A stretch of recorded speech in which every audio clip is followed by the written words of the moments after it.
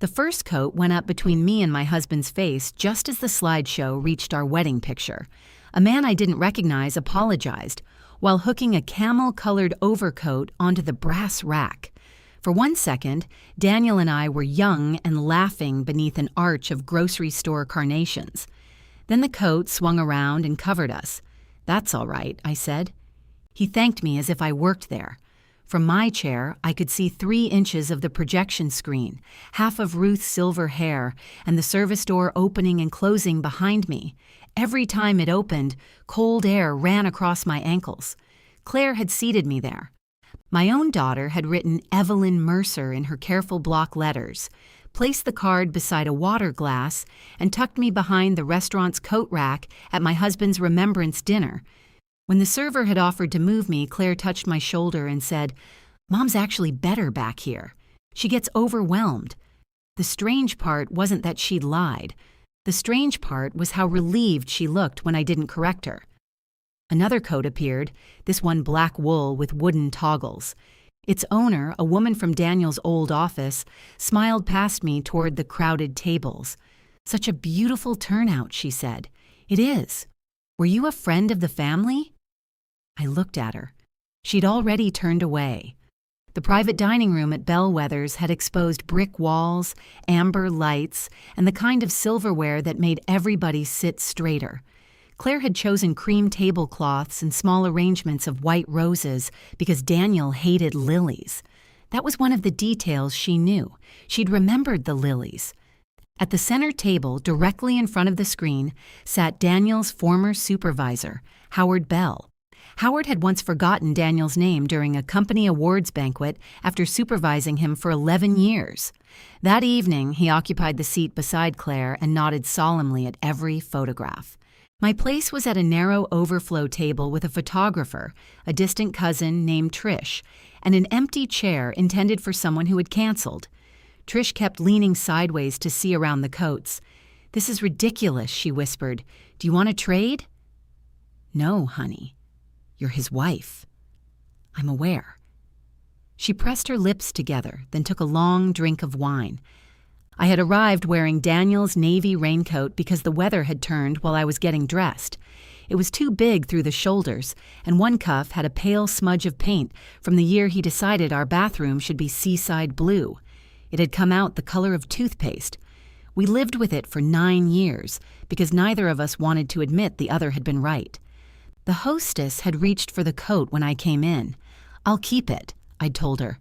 Now it hung over the back of my chair, the sleeve brushing my arm whenever someone passed. Claire stood near the screen, checking something on her phone. She wore a dark green dress and the pearl earrings Daniel had given her when she turned 30. Her hair was pinned into a smooth knot. Not one strand had escaped, which was how I knew she'd been crying earlier. Claire only became that precise when something inside her was coming apart. She caught me looking and raised one finger. 1 minute. That had been Claire's promise for most of her life. 1 minute while she finished a call. 1 minute while she found her keys. 1 minute while I waited on the porch holding a casserole dish and pretending I hadn't been standing there for 20. A server set a plate of salad in front of me. "No walnuts, right?" he asked. "I'm sorry, I have a note that you can't have walnuts." "I can have walnuts." He glanced at a little card in his hand. "Evelyn?" "Yes." He looked toward Claire. "Your daughter said?" "My daughter also said I enjoy sitting near service doors." Trish choked on her wine. The server was young enough to look wounded by sarcasm, though he had to be at least 30. I softened my voice. "Walnuts are fine. Thank you." He set down the salad. "If you'd like, ma'am, I can move this table a little to the left." Before I could answer, Claire appeared. "Everything okay?" He was just offering to move the table. Claire's eyes flicked toward the center of the room. There wasn't much space, but there was some. The empty chair beside Ruth could have been shifted. Howard Bell did not require a 6-foot radius. "We checked that," Claire said. "It blocks the servers." "I can ask my manager," the man said. No, we're fine." She put her hand on my shoulder again. "Mom's more comfortable where it's quieter." The service door banged open behind me. Someone inside the kitchen shouted, "I need the béarnaise now." Trish studied her salad. I looked up at my daughter. Am I? Her fingers tightened once, then released. You said you didn't want people fussing over you. I said I didn't want to give a speech. Exactly.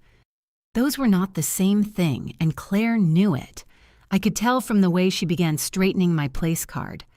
At home, 3 weeks earlier, she had sat at my kitchen table with a yellow legal pad and announced that a remembrance dinner would be easier on me than hosting anything myself. Easier how? I had asked. No cleaning, no cooking, no having everybody in the house. I like everybody in the house. You say that before they come. I say something different after Ruth starts rearranging my dishwasher. Claire had laughed. It was a real laugh, too. She'd reached across the table and stolen the corner of my toast. For a moment, she was simply my daughter again, the woman who still opened my refrigerator without asking and complained that I bought depressing yogurt. Then she turned the page on her legal pad. I want it to feel special, she said. Dad deserves something special. The words landed more sharply than she intended, or perhaps exactly as sharply. I looked around the kitchen where Daniel and I had eaten breakfast for 43 years.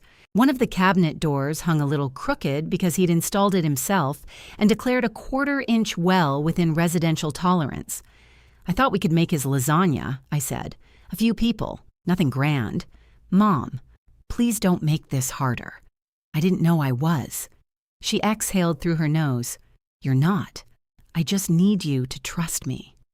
So I had. I gave her the names she asked for. I found photographs in boxes that left dust on my black pants. I wrote down Daniel's favorite songs, though Claire rejected 2 because they were too upbeat for the tone. Daniel had been a man who sang "Build Me Up Buttercup" while unclogging a toilet. Apparently that didn't fit the tone. I baked the chocolate cake he requested every birthday and delivered it to the restaurant that afternoon because their pastry chef agreed to plate it. Claire met me in the lobby, kissed my cheek, and said, "You're a lifesaver." 6 hours later, she hid me behind outerwear. "Claire," Howard called from the main table.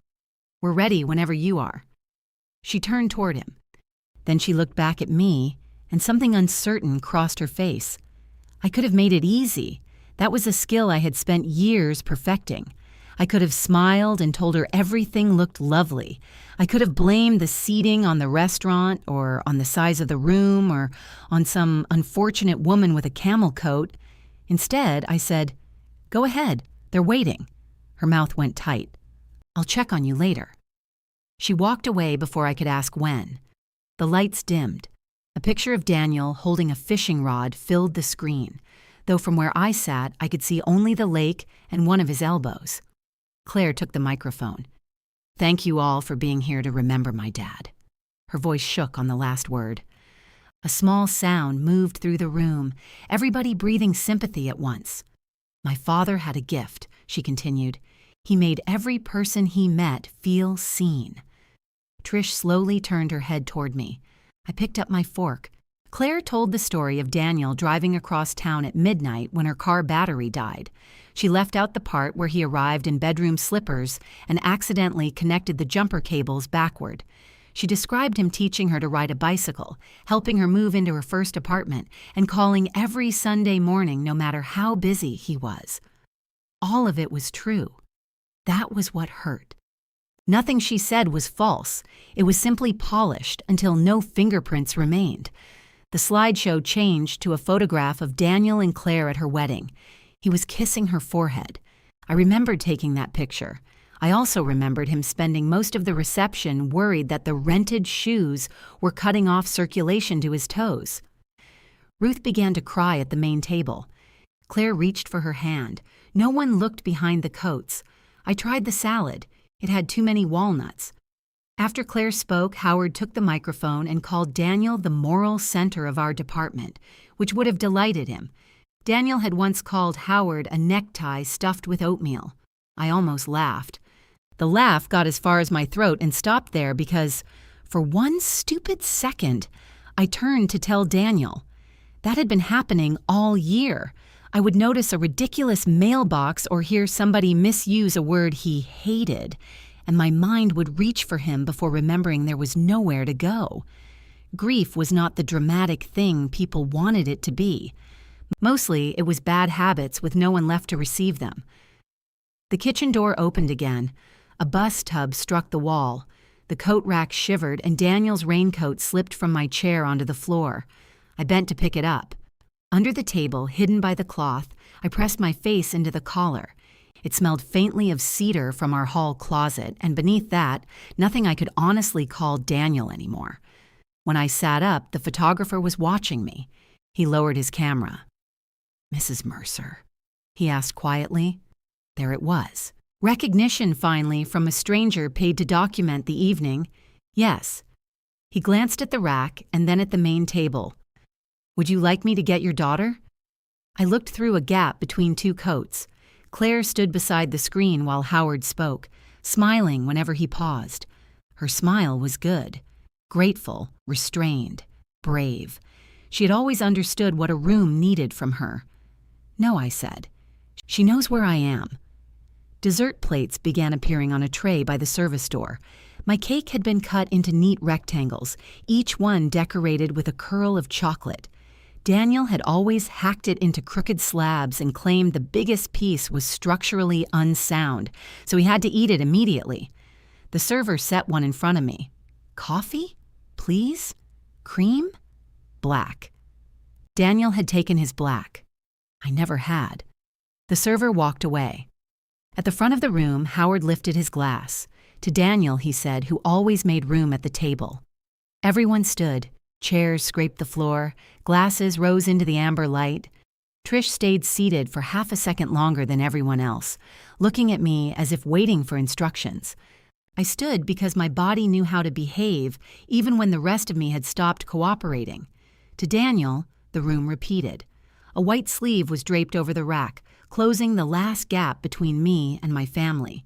I picked up my husband's raincoat, I folded it over my arm, left my cake untouched, and walked out through the service door. The service door swung shut behind me, and suddenly I was standing in the middle of a working restaurant kitchen during dinner service. Nobody stopped. A cook slid 6 steaks beneath a row of heat lamps. Someone carried a tray of wine glasses past my shoulder. A woman in a white jacket was piping cream onto the same chocolate cake I had baked that morning. "Behind you," a man called. I moved, though I had no idea whether he meant me. 2 servers rushed through the space where I'd been standing. There were no amber lights back there, no white roses, no photographs of Daniel projected large enough to make him look saintly. The floor was wet in places. The air smelled of butter and bleach, and everybody seemed too busy doing real things to wonder why a widow had come through the wrong door carrying a man's raincoat. A dishwasher finally noticed me. "You lost?" "No," I said, then looked around. "Yes." He pointed with a gloved hand. "Exits past dry storage. Door with the red sign. Thank you. You can't come back in that way. I don't expect to." I followed the wall, passing shelves of canned tomatoes and boxes marked Parmesan. Near the rear door, a woman was arguing on the phone about a delivery of mushrooms. She held it open for me without interrupting her sentence. The alley smelled like rain and fryer oil. I stood beneath a flickering security light with Daniel's coat over my arm and my purse pressed against my side. The restaurant's back door locked when it closed. For a moment, I considered knocking. I could return through the dining room. I could tell Claire I'd taken a wrong turn. We could laugh about it later once she decided we were ready to laugh. I had done that before, changed a choice into an accident so another person wouldn't have to acknowledge what made me choose it. Instead, I walked around the building. The rain had stopped, but water still ran along the curb in narrow silver streams. Through Bellwether's front windows, I could see people lifting forks, turning toward one another, enjoying my cake. The private room was farther back, beyond the bar. Claire might have discovered my empty chair by then, or she might still be standing beside the screen, accepting condolences as if they were awards she had never wanted. A valet hurried toward me. "Mrs. Mercer?" He was holding a ticket. Claire must have told him my name when she arranged parking. That was another detail she had remembered. "Yes." "Leaving already?" "I'm afraid so." He glanced at the coat in my arms and then at the restaurant. Whatever conclusion he reached, he kept it to himself. "I'll bring your car around." My hands shook while I waited. Not dramatically, just enough that I couldn't get the key fob off the little metal ring when he handed it to me. "Would you like me to call someone?" he asked. "No, thank you. You sure you're okay to drive?" That almost undid me. Not because he sounded alarmed, because he sounded kind. "I had water with dinner," I said. He looked toward the restaurant again. Not much of a dinner. There was no judgment in it, only the observation of a man who had seen me arrive with a cake and leave before the plates were cleared. I gave him a 20 from Daniel's old money clip, the one I had started using because my wallet zipper was broken. "That's too much," he said. "Then remember me fondly." "I already do." I laughed once. It came out like a cough. The drive home took 18 minutes. I knew because Claire called 4 times and the dashboard clock seemed to change only when the ringing stopped. I didn't answer. At a red light, her name filled the screen again beside the photograph she had chosen for my phone, a close-up from 2 Thanksgivings ago. Both of us flushed from the kitchen and grinning because Daniel had dropped an entire bowl of mashed potatoes. He had scooped the top layer back into the bowl. Claire had eaten them anyway. The light turned green. Someone behind me tapped the horn. "All right," I muttered. "I'm grieving. I'm not dead." At home, I parked in the garage and sat with both hands on the steering wheel. Daniel's workbench was still against the far wall. I had cleared his half-finished projects, but left the jars of screws lined up by size. He had labeled one MISC, which defeated the point of arranging anything. A cobweb ran from the pegboard to an old clamp. My phone buzzed in my purse. Claire. "Where are you?" Then, "Are you okay?" Then, "Mom, please answer." The concern arrived first. The anger came 7 minutes later. "You could have told me you were leaving." I carried the raincoat inside. The house smelled faintly of the vanilla candle I had blown out before dinner. I hung Daniel's coat on the hook beside mine, smoothing the shoulders as though he might complain about wrinkles. Then I took off my shoes, walked into the kitchen, and found the yellow legal pad still sitting on the counter. Claire had left it there that afternoon. At the top of the page, she had written, "Final checklist." Beneath it were neat little boxes. "Cake delivered," Howard confirmed. "Photo montage tested. Mom's medication in purse." I stared at that one. I did not take any medication that needed to be carried in a purse. I had an antacid, 2 peppermints, and a bottle of ibuprofen old enough to have voted. Farther down the page, beside seating, Claire had written revisions in the margin. Howard, center. Ruth, left of podium. Mom, quiet table near exit, not behind coat rack. That part might have been the restaurant's doing. The quiet table had not been. I tore the page from the pad, then stopped. Tearing it felt theatrical, and I was tired of theater. I put it back exactly where I'd found it. The phone rang again. This time it was Ruth. I turned the sound off and set it face down. On the stove sat the small pan of soup I had made for the following day. Daniel used to complain that soup was not a meal because you can drink it by accident. I poured some into a bowl and heated it, though the smell made my stomach tighten. While I waited, I opened the refrigerator and saw the space where the cake had been. For 11 months, people had brought me food I didn't want.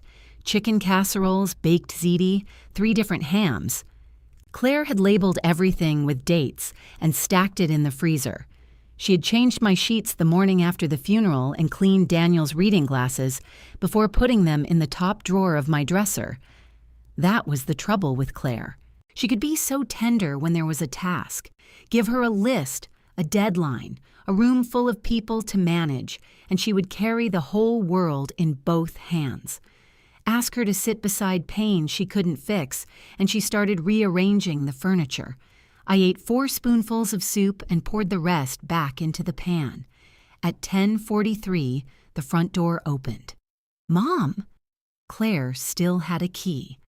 Daniel had given it to her after I locked myself out one winter and blamed the door. I stayed at the kitchen table. She appeared in the doorway wearing her coat over the green dress.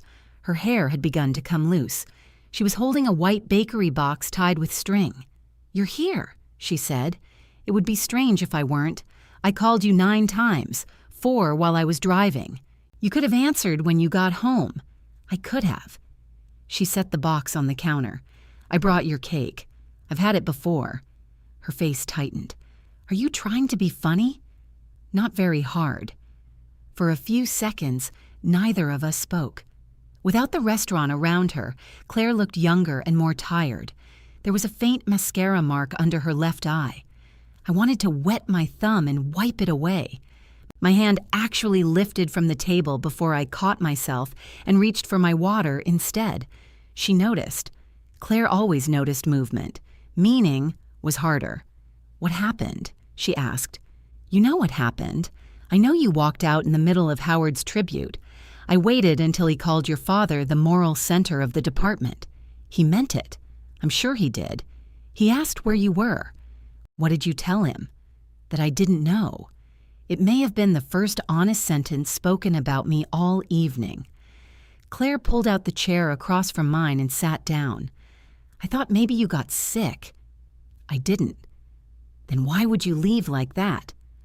I looked toward the hallway. Daniel's raincoat was visible on its hook, one sleeve turned inside out at the cuff.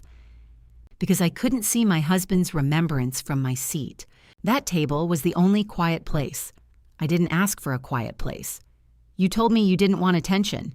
Attention and visibility are different things." She rubbed both hands over her face. "Mom, the room was packed. The restaurant screwed up. Half the people brought coats, even though they have a coat check. You placed me at that table. I placed you near the exit in case you needed air. Did you expect me to need air? I expected this to be difficult. For me. For everybody." I nodded, but only one of us was seated behind the coats. Her chair scraped as she stood. "Oh my God, there were coats in the way. I'm sorry about the coats. If you had said something, I would have had them moved." The server tried to move me. He was going to block the aisle. There was an empty chair beside Ruth. "That was for Pastor Jim. Pastor Jim canceled yesterday." Claire stared at me.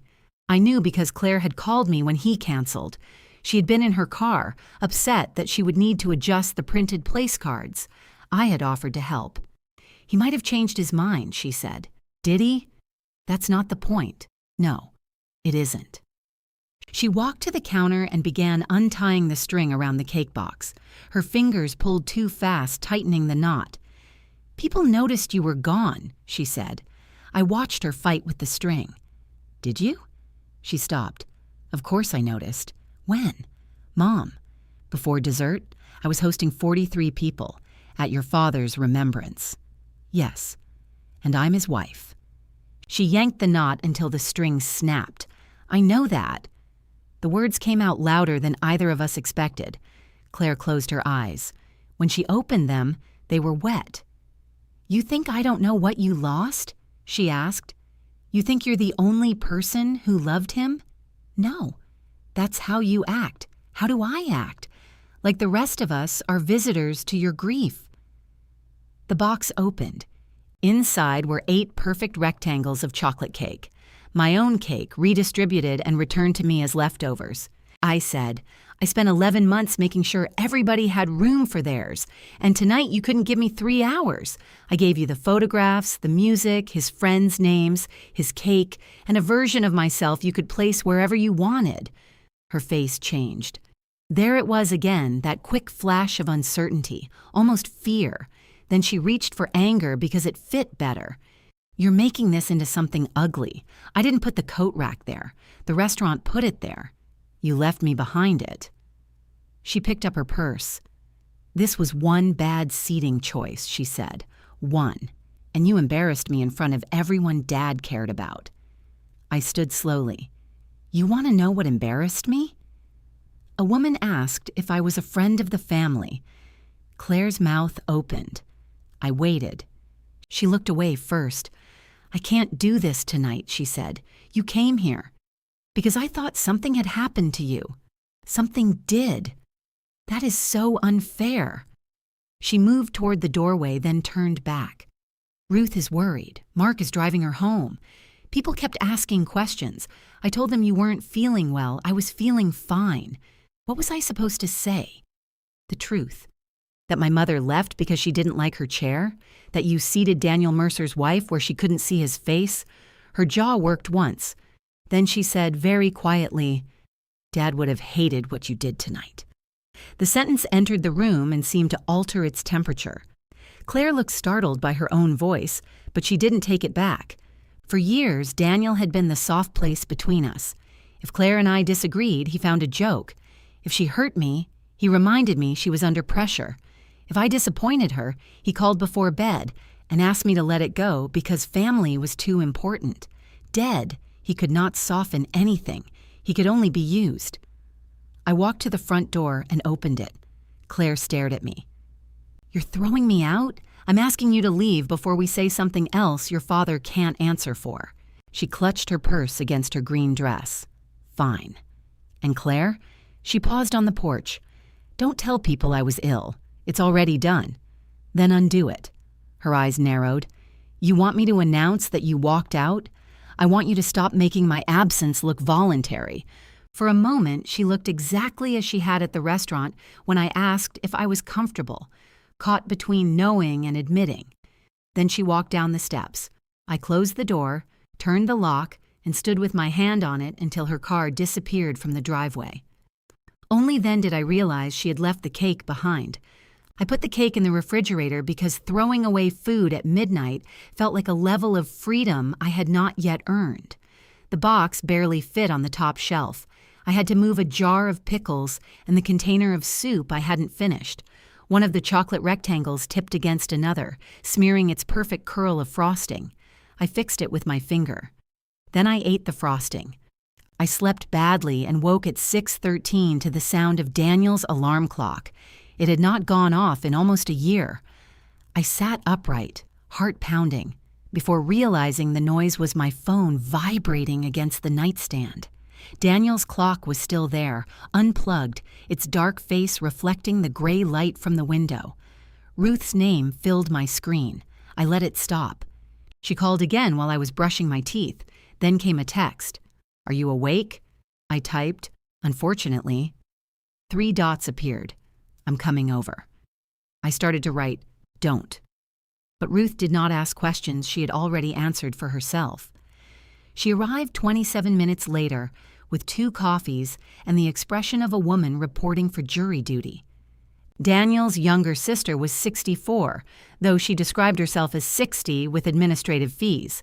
She wore black slacks, a red cardigan, and lipstick far too bright for 7 in the morning.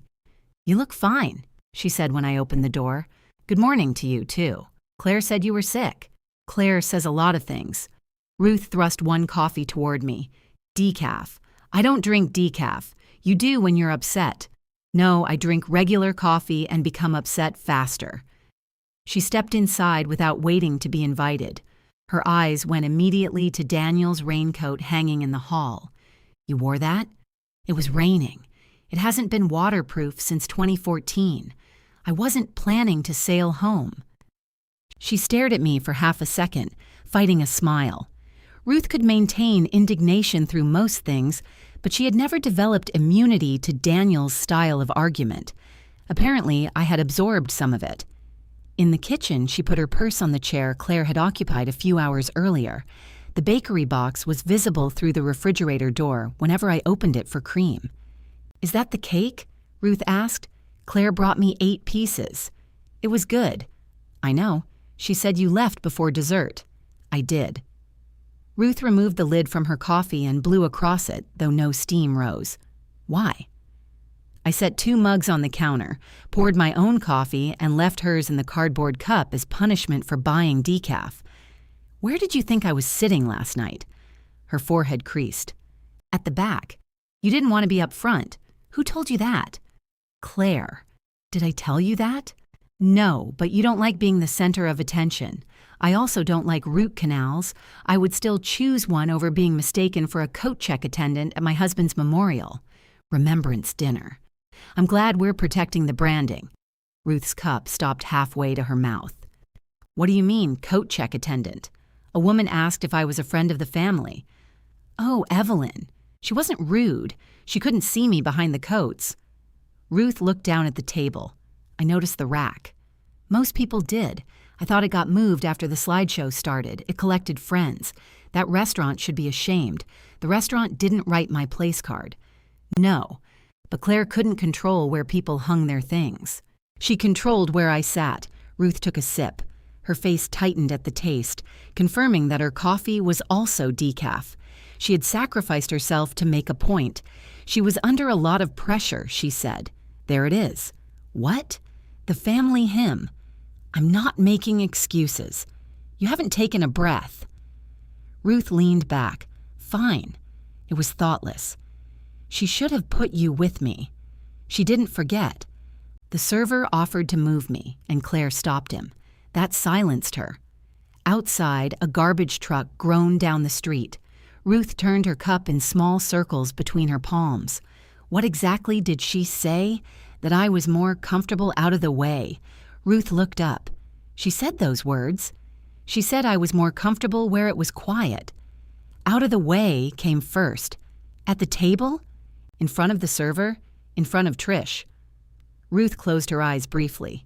Jesus, no, Pastor Jim canceled. Her laugh escaped before she could catch it. She covered her mouth, then glared at me as if I had behaved inappropriately at my own kitchen table. This isn't funny. No, Claire worked on that dinner for weeks. I know, I helped. She wanted it to be right. She wanted it to look right. That's not fair. Why? Because she loved him. I carried my coffee to the table and sat across from her. I know she loved him. Then why are you talking as if she did all that for attention? I didn't say that, you're implying it. I'm saying she knew where I was, and where I was made her evening easier. Ruth's gaze drifted toward the yellow legal pad on the counter. Did you tell her you were leaving? No. Well, the little word landed like a pebble. Well, what? You could have said something. I said something when they tried to move me. I mean, before you left. I had already learned the answer. Ruth sighed and looked toward the ceiling. Daniel would hate this. I set my mug down harder than I intended. Claire used him for that last night. You don't get a turn this morning. Ruth flinched. For 43 years, Daniel's name had been an easy door between us. If Ruth and I disagreed, one of us invoked him and the other stepped through. Daniel hates when we fight. Daniel wants Christmas here. Daniel thinks you should call. It had seemed like love when he was alive. Without him, it sounded like an order nobody had the right to give. I miss him too, Ruth said. The anger went out of her voice. I know. I sat at that table and kept looking at the empty chair beside me. Not yours, his. She rubbed a thumb over the cardboard seam of her cup. I know that's stupid. It isn't. I thought the dinner might help. Did it? For a while. She gave me a tired smile. Howard's speech didn't. That man never knew Daniel. He called him David once. Twice. We both laughed then, quietly and without pleasure. Ruth reached across the table. I let her take my hand. You scared me, she said. When Claire said you left, I thought maybe the anniversary had been too much. It was the anniversary, you know what I mean. I know. She squeezed my fingers. Claire was frantic. She was embarrassed. She was worried first. That was true, and I resented Ruth for saying it. I'm not trying to make her a monster, I said. Good, because she isn't one. I didn't raise a monster. No.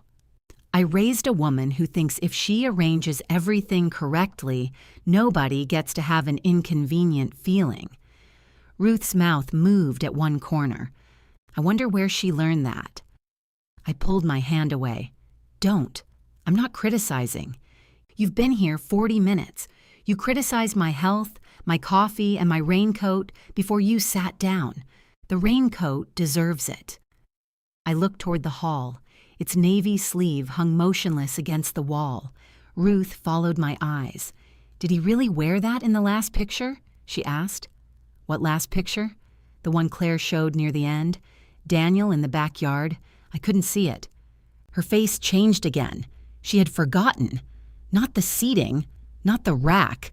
She had forgotten that everything she saw from the center table had been invisible to me. He was standing by the hydrangeas, she said. You could see the blue cuff. That was probably it. He looked thin. He was thin. Claire said it was taken a few weeks before he died. 6 days. Ruth stared into her coffee. I didn't realize. No one did. You could have told us. I did. The words came out more sharply than I meant them to. Ruth's eyes lifted. I remembered phone calls during that last month. Ruth asking whether she should come, me saying, he's declining. Claire asking if she needed to change her plans, me saying, I can't promise there's more time. They had heard concern. They had not heard an emergency. Daniel had sounded cheerful whenever either of them called. He treated his own dying like bad weather he could keep from reaching the people he loved. And I had helped him. I could have said it differently, I admitted. Ruth folded her arms. How differently? I could have said, come now. Why didn't you? Because Daniel asked me not to frighten them. Because he believed there would be another week until suddenly there wasn't. Because I was tired enough to resent anyone who needed me to translate what they were seeing. Because I didn't know how to make all of you come without becoming the villain if he improved. Ruth's expression softened. Then my phone rang on the counter. Claire. Ruth and I both looked at it. Answer, she said. You answer. She called you first. Evelyn. The ringing stopped. A text appeared. Please tell me you didn't tell Ruth your version before I could explain. I turned the phone so Ruth could read it. Her lips parted. Another message arrived. I need the rest of Dad's photos today. I'm sending a link to everyone and people are asking for the older ones. Mark can pick them up. On the dining room table sat 2 photo boxes I had spent a week sorting. Claire had scanned only what fit the slideshow. Daniel at work, Daniel smiling, Daniel with one arm around somebody else. The rejected pictures remained in their envelopes.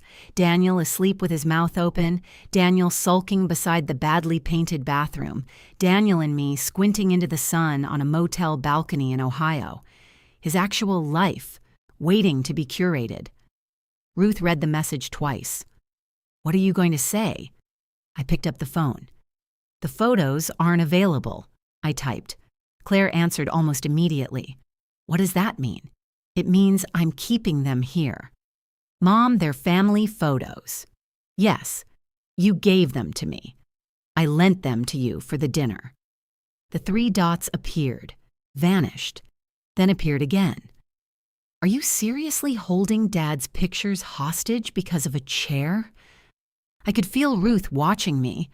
I typed slowly. I am not holding anything hostage. You used what I gave you to remember your father while placing me where I couldn't see him. I won't help with another display. This time, the answer took longer. Unbelievable. Then, Mark and I are still coming Sunday. We can talk when you're calmer. Sunday dinner. Every week, unless Claire had other plans, she and Mark arrived at 6. I cooked too much. Daniel opened the wine, and Claire told us about people we knew only by first names and grievances. After Daniel died, I kept doing it because stopping would have made his absence another place setting. Ruth studied my face. What? I handed her the phone. She read the message and gave it back. Do you want them to come? The automatic answer rose to my mouth. Of course. Family is family. Daniel would want. No, I said. The words sounded small in the kitchen. Ruth waited. I wrote, I'm not hosting dinner Sunday, Claire replied before I could put the phone down. So now you're punishing Mark too? I looked at the refrigerator at the returned cake crowded between soup and pickles. No, I typed. I'm just not cooking. Claire did not answer. Ruth took her coffee to the sink and poured it out. I can stay for breakfast, she said. Can you cook? No.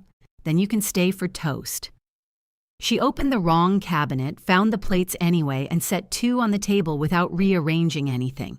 Ruth burned the first 2 slices because she turned the toaster dial to 6. Why does it go to 6? she demanded when smoke began curling toward the ceiling. For people who hate bread. She carried the blackened slices to the sink and ran water over them. Don't do that, they're on fire. They are not on fire. They were considering it. The smoke alarm gave one sharp chirp, thought better of getting involved, and went quiet. Ruth opened a window. Cold air swept across the kitchen, carrying the smell of wet leaves. Daniel used to burn toast on purpose, scraping the black into the sink with a butter knife because he liked it well done. Ruth looked enough like him from behind that I had to sit down. She turned and caught me staring. What? Nothing? Don't do that. Do what? Make that face and say nothing. Daniel did that too. What face? The one where the rest of us are supposed to guess which memory just attacked you. I looked at the table. Ruth set the toaster to 2 and pushed down 2 more slices. I'm sorry, she said. You don't have to be. I wasn't apologizing for reminding you of him. I was apologizing for being rude before breakfast. Then I accept. She brought the toast over on mismatched plates. One piece was pale enough to be bread with ambitions. We ate without discussing Claire again. It was the kindest thing Ruth did all morning. After she left, I took the yellow legal pad from the counter and carried it into Daniel's study. The room had become a place where I put objects I couldn't decide about. His old calendar still hung behind the door, open to the month he died. A dead printer occupied one corner of the desk. Condolence cards filled a wicker basket beside unopened envelopes from charities that had somehow learned his name. I placed Claire's legal pad on the desk. Then I moved the 2 photo boxes from the dining table to the bottom shelf of the bookcase. Not hidden, just no longer waiting to be collected. My phone remained quiet until noon. At 12:15, Mark texted, I'm sorry last night got so hard. Claire is hurting. I know you are too. Mark had been married to Claire for 11 years and still communicated as if every sentence might be entered into evidence. He was kind, careful, and talented at standing half a step outside a conflict until someone assigned him a safe position. I wrote, Thank you. A minute later, he sent, She didn't mean to make you feel excluded. I stared at the word feel. There were facts. And then there was how women over 60 felt about those facts. I had been placed at a table behind a rack. A server had offered to move me. Claire had stopped him. Yet somehow the problem remained inside my chest, a private weather system inconveniencing everybody else. I typed, I was excluded. The reply did not come. Trish called while I was wiping the kitchen counters. I hope this isn't intrusive, she said. You're a Mercer cousin. Intrusion is the family handshake. She gave a small laugh. I wanted to check on you. I'm fine. I know everybody says that. Everybody asks questions they don't want answered. I do want it answered. I sat at the table. Trish was Daniel's second cousin, though no one had ever determined whether she was second, removed, or merely persistent. She lived almost 2 hours away and appeared at weddings, funerals, and any gathering where baked beans were served in aluminum trays. I didn't like where they put you, she said. Neither did I. I should have insisted we switch. That would have put you behind the coats. I wasn't married to Daniel.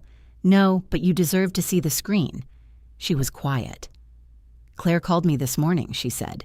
That surprised me. Why? She wanted to thank me for coming. Efficient. She said you had gotten upset because anniversaries are difficult. Did she?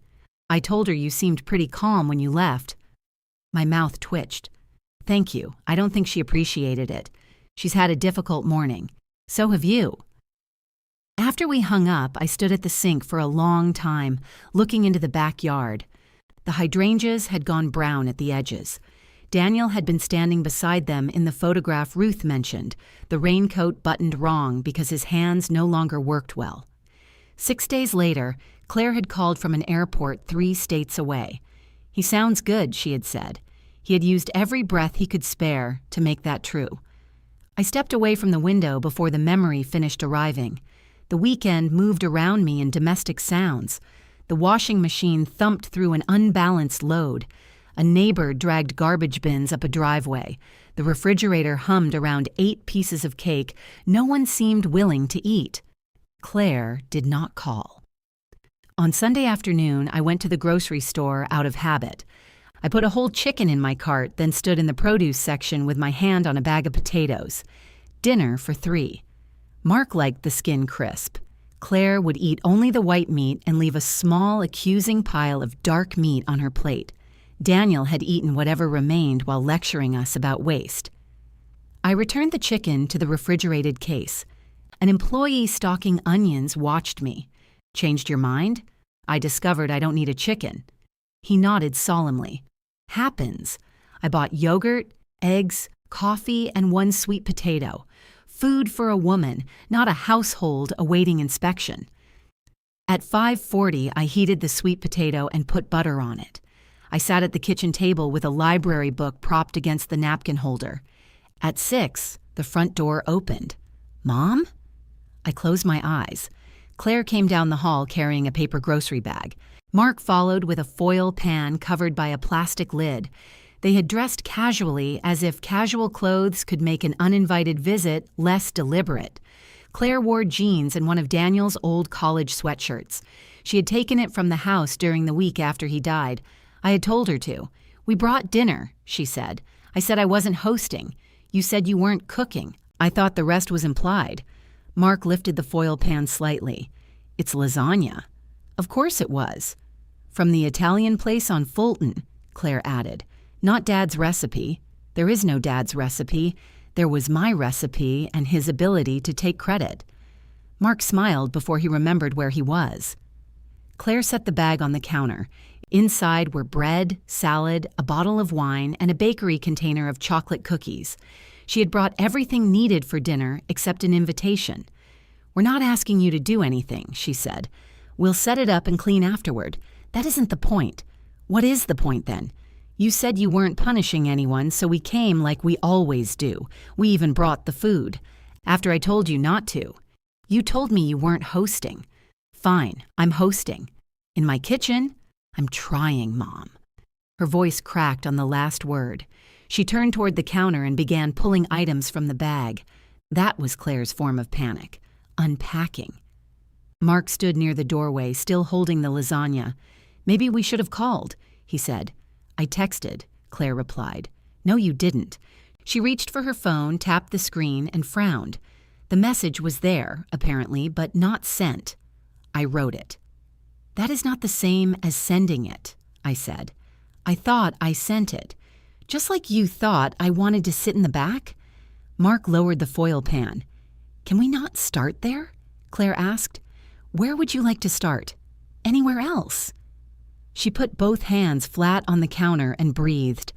"I spoke to Trish," she said. "So did I. And Aunt Ruth. So did I. Right. Everyone spoke to you. I'm delightful on the phone. You made me sound cruel. I told Ruth what you said. Trish saw it herself. You gave them your interpretation. I didn't need one." Claire looked at Mark. He studied the plastic lid on the lasagna as if reading instructions. She turned back to me. "Do you want an apology? I would like you to understand what you're apologizing for. I'm sorry the seating was bad." "The seating was not bad. It was chosen, not the coat rack. You chose a table near the service door because you believed my grief needed to be kept from disrupting the evening. I was trying to protect you. No, you were trying to predict me because you've been unpredictable." The room went very still. I looked at her. "How?" "You cancel things. I canceled lunch twice. You stop answering your phone. When I'm driving. You won't talk about Dad unless you choose the time and the story. You get upset when people tell funny memories because they're not sad enough. And upset when people get sad because then you have to comfort them. I don't get upset at funny memories. You corrected Mark for saying Dad loved golf. He hated golf. He watched it every Sunday. He slept through it every Sunday." Mark raised one hand. "For the record, I accept the correction." Neither of us looked at him. Claire's eyes had filled, but her voice remained controlled. "I didn't know which version of you would arrive that night. There it was. Not a seating mistake. Not restaurant confusion.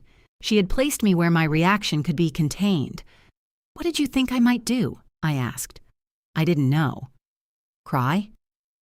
Maybe. Tell a story you hadn't approved?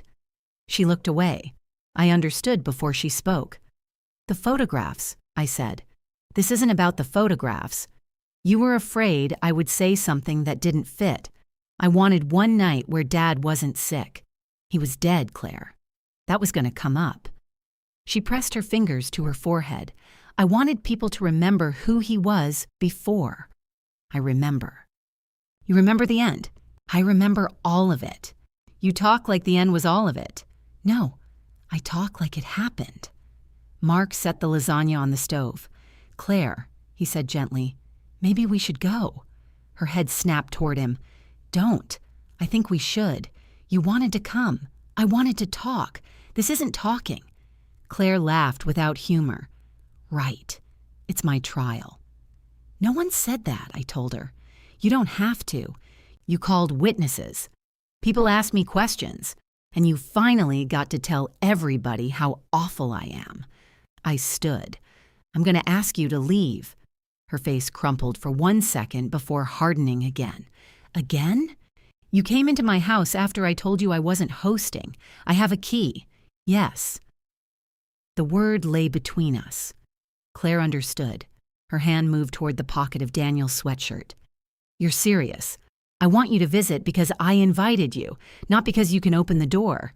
Dad gave me that key. For emergencies. This family is an emergency. Mark closed his eyes. I held out my hand. Claire stared at it. Then she pulled the key ring from her pocket. There were 6 keys and a little enamel peach from a trip she and I had taken to Georgia.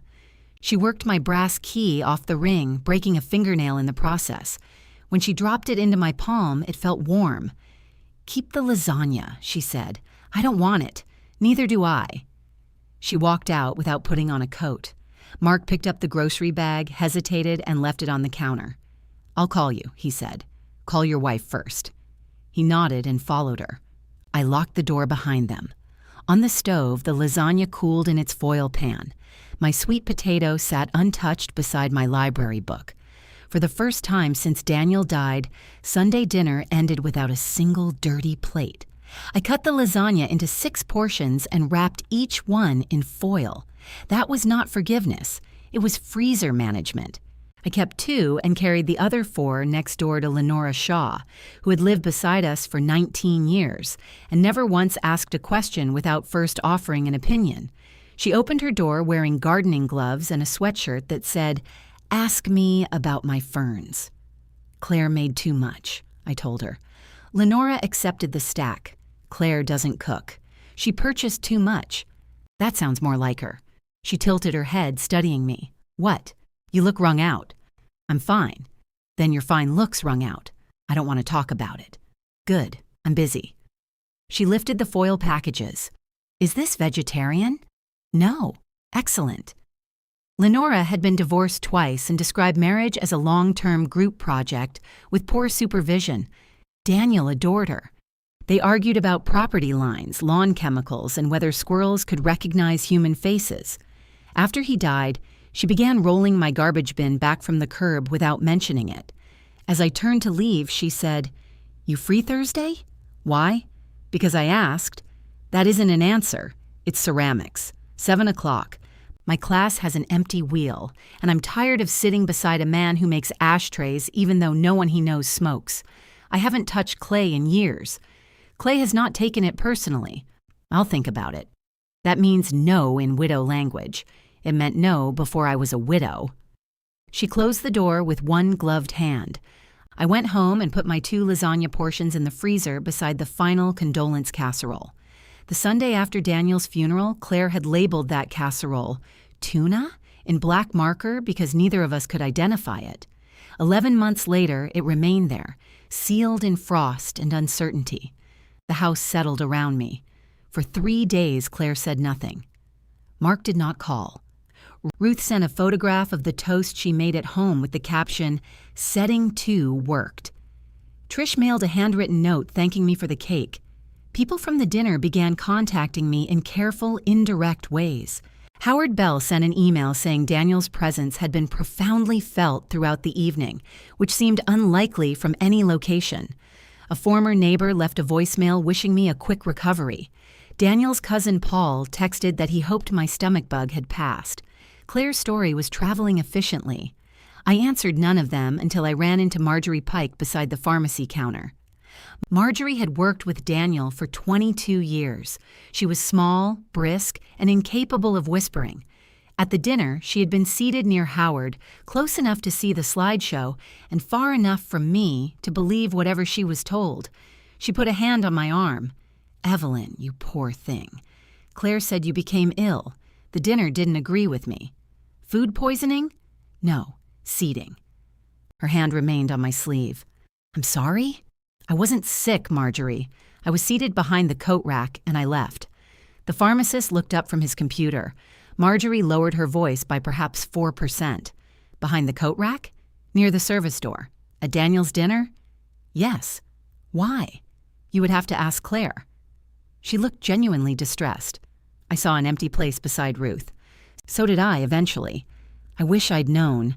I didn't tell you to make you feel guilty. I know. She squeezed my arm. Daniel would have moved the whole table. The thought produced a picture so immediate I nearly smiled. Daniel dragging furniture across an expensive floor while insisting he was helping. He would have complained about the weight first, I said.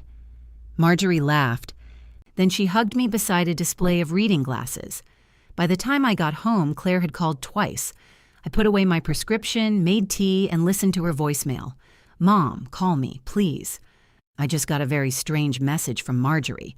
Her second voicemail was shorter. "I don't know what you're trying to accomplish." I carried my tea to the living room and sat in Daniel's chair. The cushion still dipped more deeply on the left side. I had avoided sitting there for months because it felt like taking something that belonged to him. My phone rang again. I answered. "What did you tell Marjorie?" Claire asked. "Hello, Claire." "Hi." "What did you tell her?" "That I wasn't sick." "Did you tell her I seated you behind a coat rack?" "I told her where I sat. You make it sound like I dragged a chair into a closet. I was in the dining room. That was part of the problem." "Mom." She asked why I left. I answered. "You could have said you were tired." "I wasn't." "You were upset?"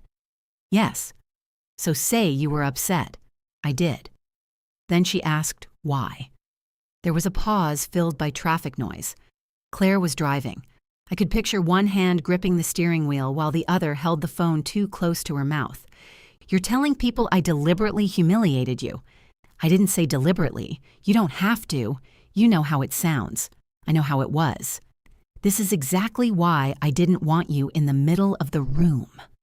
The sentence came out before she could stop it. I sat very still. Claire breathed once, sharply. "That isn't what I meant." "What did you mean?" "You're turning every conversation into a referendum on me." Marjorie asked about my health. "And you saw an opportunity. To tell the truth? To punish me." "You lied about me, Claire. Am I required to maintain it so you won't feel punished? I was covering for you." "I didn't ask you to. What was I supposed to tell 40 people when you disappeared? That you didn't know why?" "I did know why." "Then why are we arguing?" She made a sound of pure frustration. "Because your version leaves out everything I did for that dinner. Everything I've done for you this year." "I haven't forgotten." "It certainly feels like you have." Again, the feeling. Her pain entered as evidence. Mine entered as atmosphere. "I remember you cleaning my house," I said. "I remember you filling my freezer. I remember every form you helped me sort and every morning you called. Then act like it. How? Stop making one mistake bigger than an entire year." I looked at the raincoat hanging in the hall. The mistake was believing I would accept it. "You know what? I can't." She ended the call. I sat with the phone against my ear until the silence changed tone. Ruth's birthday was the following Wednesday. In other years, I had cooked her favorite meal, a chicken dish with enough lemon to remove paint. Daniel teased her about it while eating 2 servings. I had already bought her gift, a red leather address book she'd admired in a stationery store. Ruth refused to keep contacts in her phone because she believed technology encouraged people to become careless with vowels. On Friday, a message appeared in the family group chat. Claire had created the thread for funeral arrangements and never renamed it, so it was still called Dad Important. She sent a photograph of a restaurant menu. Wednesday at 6:30 for Aunt Ruth. I made the reservation. Please let me know by Monday. Responses followed. Howard, who had somehow entered the family thread, sent a thumbs up. Paul wrote, "Count us in." Trish asked whether the restaurant had accessible parking. My name was not mentioned. No one asked whether I was coming. I read the invitation 3 times. Then Ruth called. "She didn't tell me she was doing that," she said. "It's your birthday. She said we'd have dinner. I assumed you were included. Apparently, I'm unpredictable in restaurants. That isn't funny. It was a little funny. I'm calling her." "Don't." "Why not?" "Because I don't want to be invited after you force her. She shouldn't have to be forced. Now you understand the problem." Ruth exhaled. "Come anyway. I wasn't invited. It's my dinner. It's Claire's reservation. Then I'll cancel it." "No." "Evelyn, I'm not sitting there pretending this is normal. You don't have to pretend anything. Have your birthday. Without you? You've had 63 of them with me interfering. Consider it a vacation." She did not laugh. "I don't want this," she said. "Neither do I." "Then fix it." There was the family hymn again, this time without Daniel's name. Fix it. Meaning, absorb it. Meaning, make the discomfort disappear before anyone had to decide who caused it. I'm not the one who left my name off the invitation. You're the one refusing to come. To something I wasn't invited to. I am inviting you. Ruth. She went quiet. "I hate this," she said. "I know. She's hurting. So am I. You're older. I almost admired the honesty of it. Meaning, you're steadier. Meaning I should take more. I didn't say that. You didn't need to." Ruth sighed. "I'll call you later." She didn't. On Wednesday afternoon, I wrapped the red address book and drove it to Ruth's house. She wasn't home, so I left it in a gift bag between the storm door and the front door. I did not include a note. Every message I considered sounded either wounded or noble, and I was tired of being both. At 6:30, I heated one of the lasagna portions. At 7:12, the first photograph appeared in Dad Important. Ruth sat at the head of the restaurant table wearing the red cardigan she'd worn to my house. Claire leaned close beside her, smiling. Mark stood behind them with one hand on Claire's shoulder. The chair on Ruth's other side was empty. Maybe someone had gone to the restroom. Maybe it had been left for me. Maybe emptiness had become the family's way of including me. More photographs arrived. Wine glasses, lemon chicken. Ruth opening the address book and holding it toward the camera. Claire sent a final picture of the entire table. Everyone looked happy enough. Beneath it, she wrote, "We miss the people who couldn't be here." I set my phone face down beside the plate. The lasagna tasted better than I wanted it to. At 6:50 the next evening, I stood outside the Community Arts Center holding a canvas bag containing an apron, a towel, and tools I hadn't used since Daniel became ill. Through the glass door, I could see Lenora waving both hands at me. Beside her sat a gray-haired man shaping what appeared to be another ashtray. I considered going home. Then Lenora saw the bag and pointed triumphantly at the empty wheel. I opened the door. The room smelled like wet earth and industrial soap. 8 pottery wheels faced a long table crowded with glaze bottles, wire cutters, sponges, and mugs that had clearly failed as mugs. Lenora had saved me the wheel beside hers. The gray-haired man occupied the one on my other side, wearing a leather apron stamped with the name Stan. "I'm Evelyn," I said. "I know. She's been threatening to bring you for months." Lenora lowered her voice. "Stan thinks every round object is an ashtray." Stan held up the clay disc spinning beneath his hands. "Spoon rest. It has a cigarette groove. Ventilation. A woman named Paula taught the class. She had blue glasses, cropped white hair, and forearms that suggested Clay eventually surrendered out of fear. She showed me where to find a bucket and handed me a block of stoneware. "When did you last throw?" she asked. "About 4 years ago." "You'll remember." I don't remember why I walked into rooms. Different part of the brain. I sat at the wheel and centered the clay badly. It wobbled under my palms, throwing cold slip across my apron. I pressed harder. The wobble grew violent. "You're fighting it," Paula said. "It started it." She covered my hands with hers and eased the clay inward.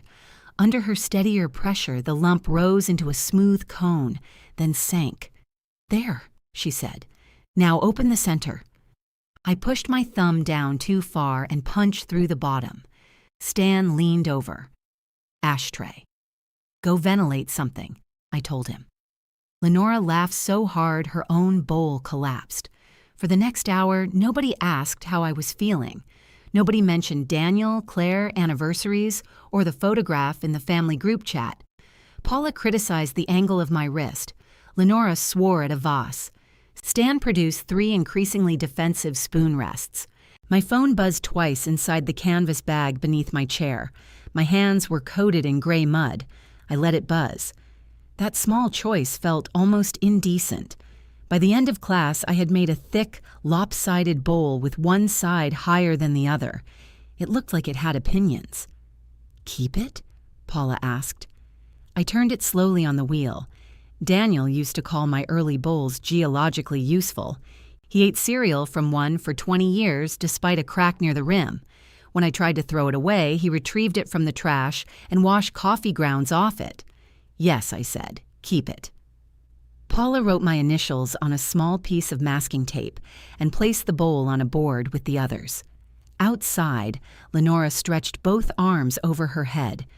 "You stayed the whole time," she said. "Was I expected to escape through the service door?" She looked at me. I had not told her about the dinner.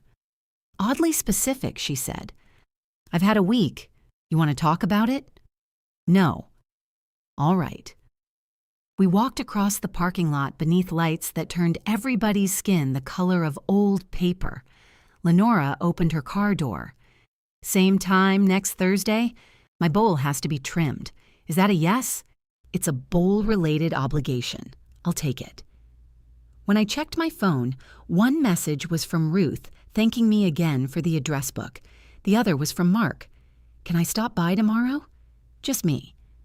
I did not answer until I was home, my clay tools soaking in the utility sink.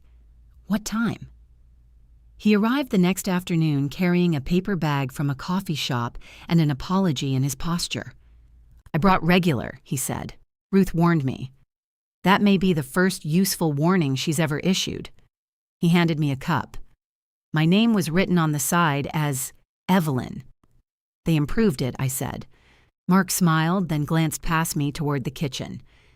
"Can we talk?" "That depends on what you call talking." I probably deserve that. He followed me inside but stopped in the hallway instead of assuming where we would sit. I appreciated the hesitation more than I wanted to. "The kitchen is fine," I said. Daniel's raincoat hung inches from Mark's shoulder. Mark looked at it, then away. At the table, he placed his coffee carefully on a coaster. Daniel had never used coasters. According to him, wood needed life experience. "How's Claire?" I asked. "She's angry." I assumed. "She's also sad." I assumed that too. "And she thinks you're trying to turn everyone against her." "I'm not." "I know." His answer came too quickly to be diplomatic. I studied him. "Does she know you know?" "She knows I don't think you're lying." "That isn't the same thing." "No." He rubbed the side of his cup with his thumb. Mark was 41 and handsome in the understated way that made strangers ask him for directions. He worked with numbers, dressed in variations of blue, and used the phrase "to be fair" whenever fairness had already left the building. "To be fair," he began. "There you are." He almost smiled. "Claire put a lot into that dinner." "So did I." "I know." She showed me the boxes of photographs. "They're back in the study. She told me. She tells you quite a bit. Not always when it would help." There was no accusation in his voice, but something inside the sentence had weight. What are you asking me to do? I said. He looked relieved that I had made us direct. Call her. No, just listen first. I can listen without agreeing. Tell her you don't believe she meant to hurt you. I don't know what she meant. She wanted the evening to go smoothly. It did. Once I left, Mark looked down. That isn't fair, he said. No, it wasn't. He sighed. This has become the only thing we talk about. Then talk about something else. We try. I'm not responsible for your conversations. I didn't say you were. You came to my house alone with coffee. He leaned back, accepting the point. She thinks I took your side Sunday. You suggested leaving. I said maybe we should leave. A betrayal for the ages. You know Claire. Yes. She hears withdrawal before she hears the words. I thought of all the times Claire had called because Mark was quiet after an argument. She would spend 20 minutes analyzing the way he loaded the dishwasher as if spoons concealed messages. I usually translated his silence into exhaustion and her fear into anger, then told each of them something gentle about the other. I'm not doing that anymore, I said. Doing what? Helping you explain yourselves to each other. He frowned. I didn't ask you to. You're asking me now. I'm asking you to talk to your daughter. So, your house will be easier. He looked embarrassed. Partly, he admitted. The honesty softened me and irritated me at the same time. Mark, I love you. But if Claire is angry at you, you need to be in the room with her anger. I don't get to absorb it because I have more practice. He nodded slowly. I'm not good at that, he said. Neither am I. You're better than us. No, I've just been doing it longer. He took a drink of coffee and winced. This is terrible.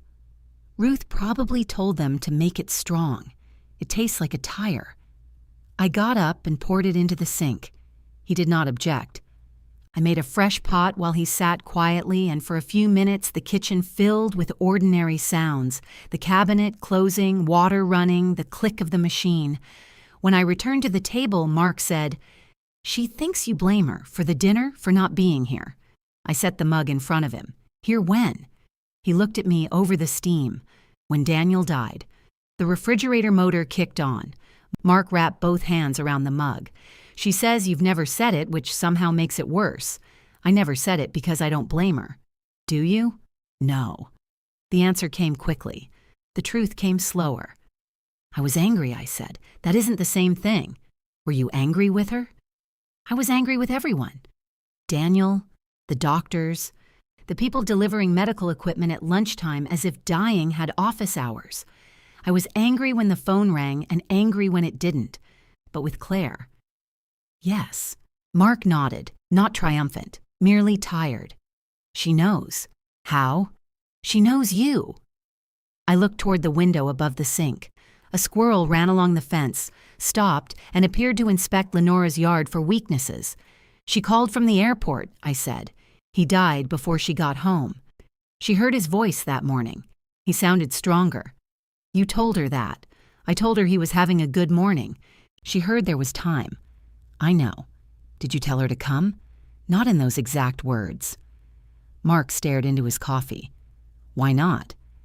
I could have blamed Daniel.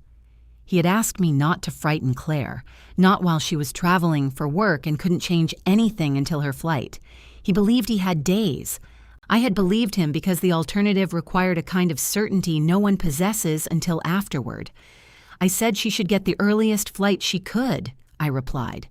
She thought that meant the next morning was okay. I know what she thought. And you told everyone work kept her away. Yes.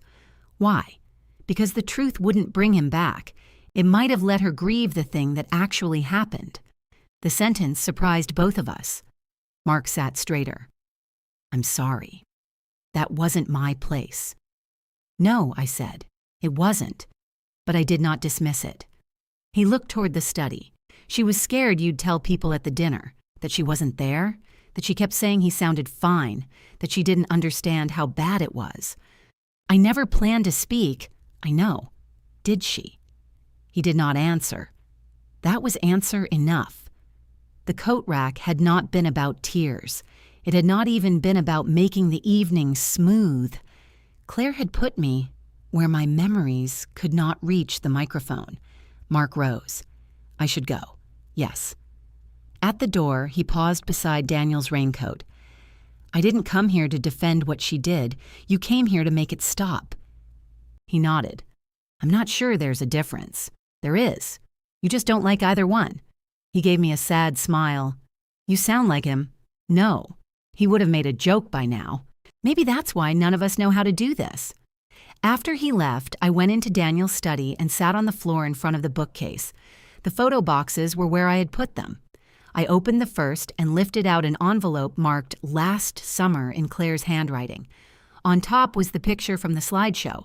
Daniel stood beside the hydrangeas in his navy raincoat, thin and smiling, one cuff turned back to hide the paint. I had taken it 6 days before he died. Behind him, just outside the frame, Claire's car had been pulling away. Claire's car was a blur of silver through the hydrangeas. In the photograph, Daniel looked directly at me. He had one hand in the raincoat pocket and the other lifted as if he were about to object to having his picture taken. His face was narrow, his cheekbones too sharp, but his smile could still fool anyone who wanted to be fooled. It had fooled Claire. That afternoon, she stood in our driveway with her suitcase open across the back seat, searching for a missing shoe.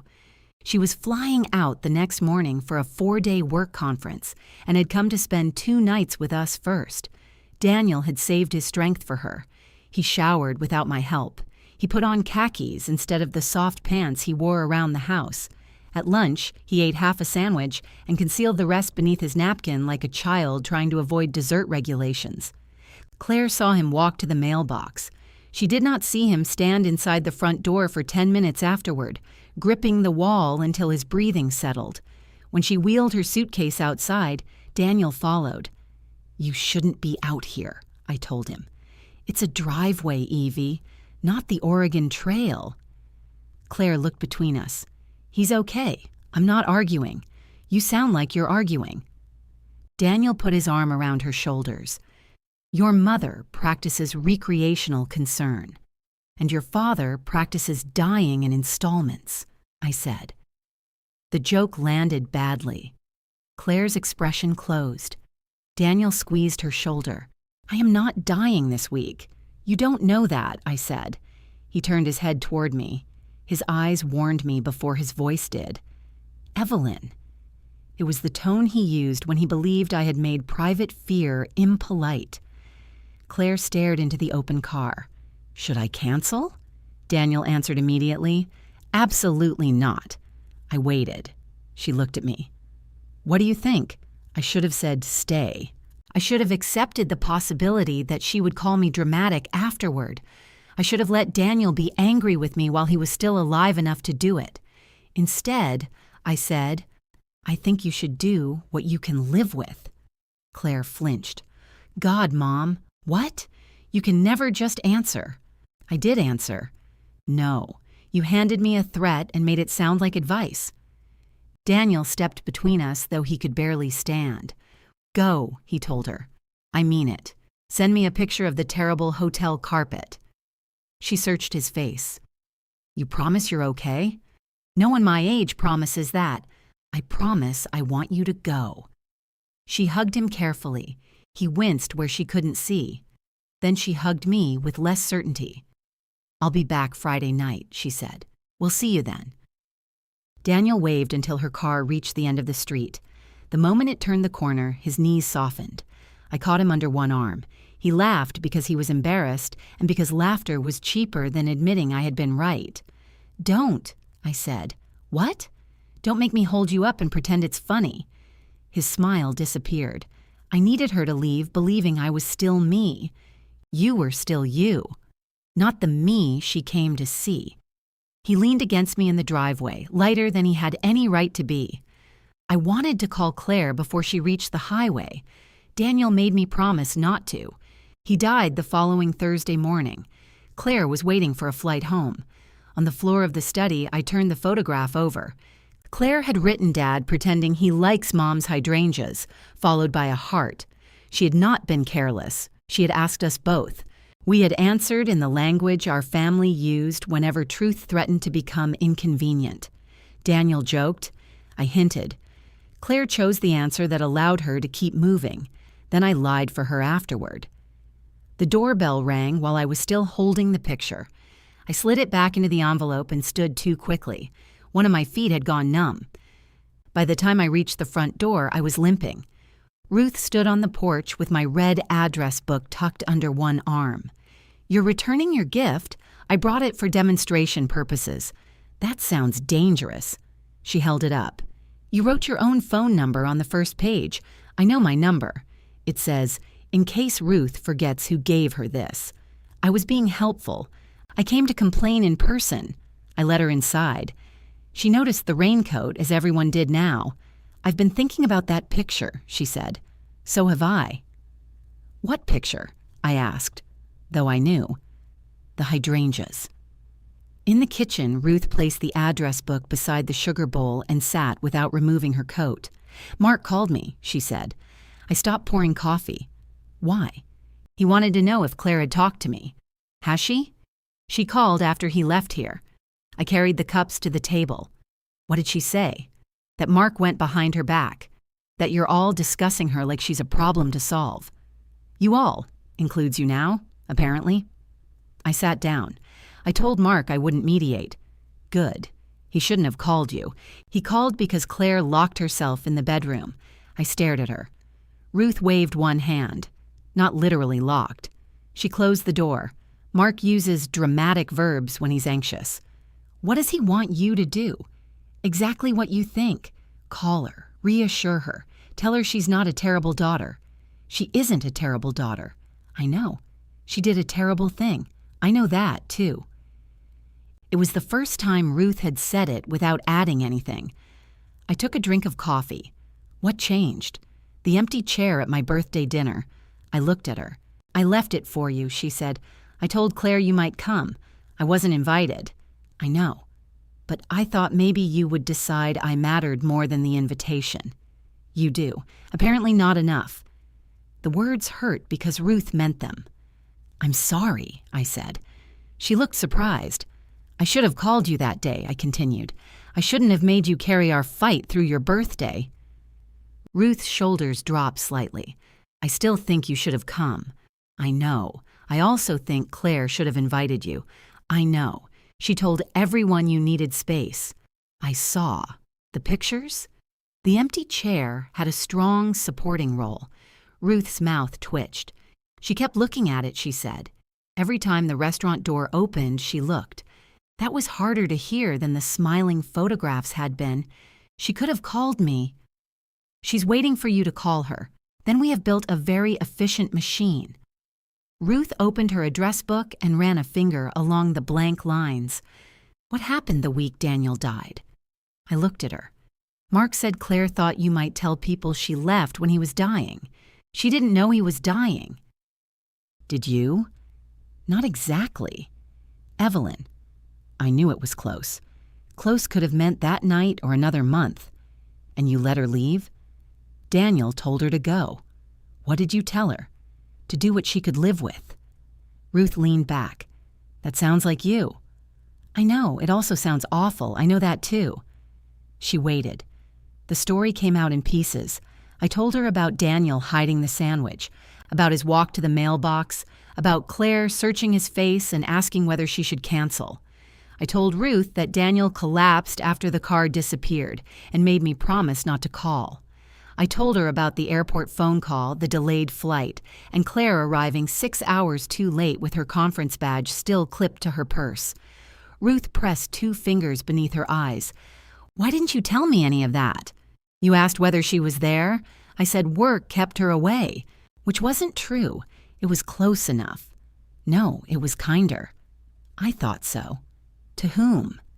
I had no answer that did not indict all of us. Ruth took off her coat. She folded it over the back of the chair rather than hanging it in the hall. What was his last day like? She asked. He slept. Was he in pain? Sometimes. Did he know? Yes. Did he ask for Claire? I looked down at my hands. Once. Ruth's face tightened. What did you say? That she was coming. Did he believe you? She was coming. That isn't what I asked. I rubbed my thumb against a coffee stain on the table. He said, "She thinks I'm fine." Ruth covered her mouth. He wasn't blaming her, I said quickly. He sounded almost proud. Of what? Of convincing her. For a long time, the refrigerator was the only thing speaking. Then Ruth said, "You both did that to her." The words struck harder because I had already thought them. She asked, Ruth continued. She asked if she should stay, and both of you made her choose without giving her the truth. Daniel was allowed to decide how he wanted to be seen. And you were allowed to be angry when she believed him? Yes. Ruth stared at me. The answer surprised her. It surprised me too. Yes, I repeated. I was tired. I needed her to see what was happening without making me say it in exactly the right words. That wasn't fair, but it was true. And afterward? Afterward, she needed me to tell everyone she had no choice. So I did. Ruth looked toward the hallway, and now she thinks you've been saving the truth to use against her. Maybe I have. Have you? I considered it. No. But I have been waiting for her to admit there was a truth. My phone lit up on the counter. Claire's name appeared with a message. Mark says he told you private things about our marriage. I need you to stay out of it. Ruth read my face. Her? I handed her the phone. What are you going to say? I typed while she watched. Mark came to me. I told him to speak to you, not through me, Claire replied. Then stop talking about me with Aunt Ruth. Ruth snorted. Hand me that. No. I would like to explain adulthood to her. She's 39. Then the lesson is overdue. I kept the phone. If you want to talk about the dinner or your father's last week, come to me directly. I won't discuss either through Mark or Ruth again. The 3 dots appeared. They vanished. Appeared. Vanished. Finally, one sentence arrived. I have nothing to say about that week. I set the phone down. Ruth reached for my hand but stopped before touching it. Neither of us pretended Claire meant it. After Ruth left, I washed both coffee cups and found hers still half full. She'd never finished coffee in my house. She usually drank 2 cups, then complained that my mugs were too small. I poured the cold remainder down the sink and watched the brown stream disappear. Claire did not come. She also did not call. At ceramics, my bowl had dried to the color of sidewalk dust. Paula showed me how to center it upside down and trim the heavy bottom. Gentle pressure, she said. Everybody keeps saying that. Then you may be receiving a message from the universe. I don't take advice from anything that created mosquitoes. She handed me a loop tool. Fine. Take it from me. I shaved away a ribbon of clay. Then another. The uneven side remained uneven, but the bowl began to look intentional. Lenora leaned toward it. Fruit bowl, she announced. I don't eat enough fruit. Mail. I don't want bills touching something I made. Stan looked over from his wheel. Ashtray. If you smoke near it, I'll hit you with it. Serving bowl, Paula said. You'll find a use. I carved my initials into the bottom. Not EM, the letters that appeared on every casserole dish and Christmas card Daniel and I had sent for 4 decades. Just E. The mark looked unfinished. I left it anyway. Thursday classes became the fixed point of my week. On Monday, I bought groceries without planning for Sunday dinner. On Tuesday, I washed Daniel's sheets for the last time and folded them into the linen closet. On Wednesday, Ruth called to discuss whether address books should list cell phones separately from landlines. On Thursday, I got clay beneath my fingernails and listened to Lenora accuse Stan of turning another bowl into smoking equipment. Claire's silence remained louder than all of it. I would hear a car in the driveway and look toward the door before remembering she no longer had a key. I would see something ridiculous on television and pick up my phone to send it to her. Once, I typed an entire message about a woman selling artisan ice at a street market, then deleted it because humor felt like stepping around the thing between us. Mark texted only once. She got your message. I'm staying out of it. I replied, good. Then, because it looked colder than I meant, take care of each other. He sent back a heart. Ruth came by on a Sunday afternoon and found me eating scrambled eggs at the kitchen table. "Is that lunch?" she asked. "It's eggs. It's 2:30. Eggs are politically neutral about time."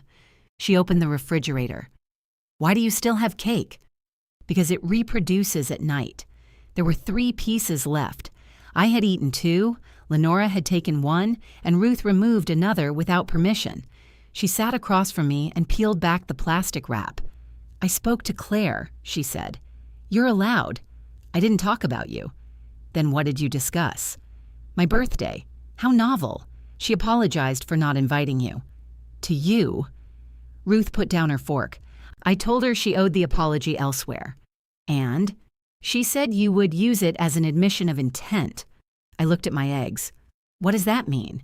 "That if she apologizes for excluding you, you'll say she meant to exclude you. She did." "I know." The words were becoming easier for Ruth. I wasn't sure if that comforted me or made me suspicious. "She also said she's doing Thanksgiving," Ruth added. I looked up. For 31 years, Thanksgiving had been in my house. The first one included Daniel's parents, my mother, a folding table, and a turkey that remained frozen in the middle until nearly 10 at night. After that, Daniel insisted on buying the bird a week early and poking it every morning as if checking a patient. Even during his illness, we hosted. Claire cooked most of the meal while I stayed upstairs with him. He came down for 20 minutes wearing the navy raincoat because he was cold. "Did she ask you?" I said. She told me. "Who's coming?" "The usual people, I assume." "Do the usual people include me?" Ruth scraped frosting from the edge of the cake. I told her they should. "That isn't an answer. She hasn't sent the invitation yet." It arrived that evening in DAD, important. Thanksgiving at our house this year, 3 o'clock. "Mom is taking a break from hosting, so I'll be handling everything. Please bring only yourselves." My name appeared in the list of recipients. A second message came directly to me. "You're invited. I mean that." I read it while standing in the kitchen where I had cooked 31 Thanksgiving dinners. "Thank you," I wrote. The 3 dots appeared. "Are you coming?" "I don't know." "What do you need to know? Whether we can be in the same room without pretending the last one didn't happen." Her response took several minutes. "I'm not going to discuss the Remembrance dinner on Thanksgiving. Neither am I. Then why would there be a problem?" I set the phone down. The following morning, Claire called before 9. "I need your stuffing recipe," she said. "Good morning." "Good morning. Can I have the recipe?" "You already have it. I have the ingredients. It doesn't say how much broth." "Enough." "That isn't a measurement." "It depends on the bread." "What kind of bread?" "Dry." "Mom." I heard cabinet doors opening in the background. "You tear it the night before," I said. "Leave it out on sheet pans. Add broth until it holds together without becoming wet. How much does 1 loaf make?" "That depends on the loaf." This is why people write things down.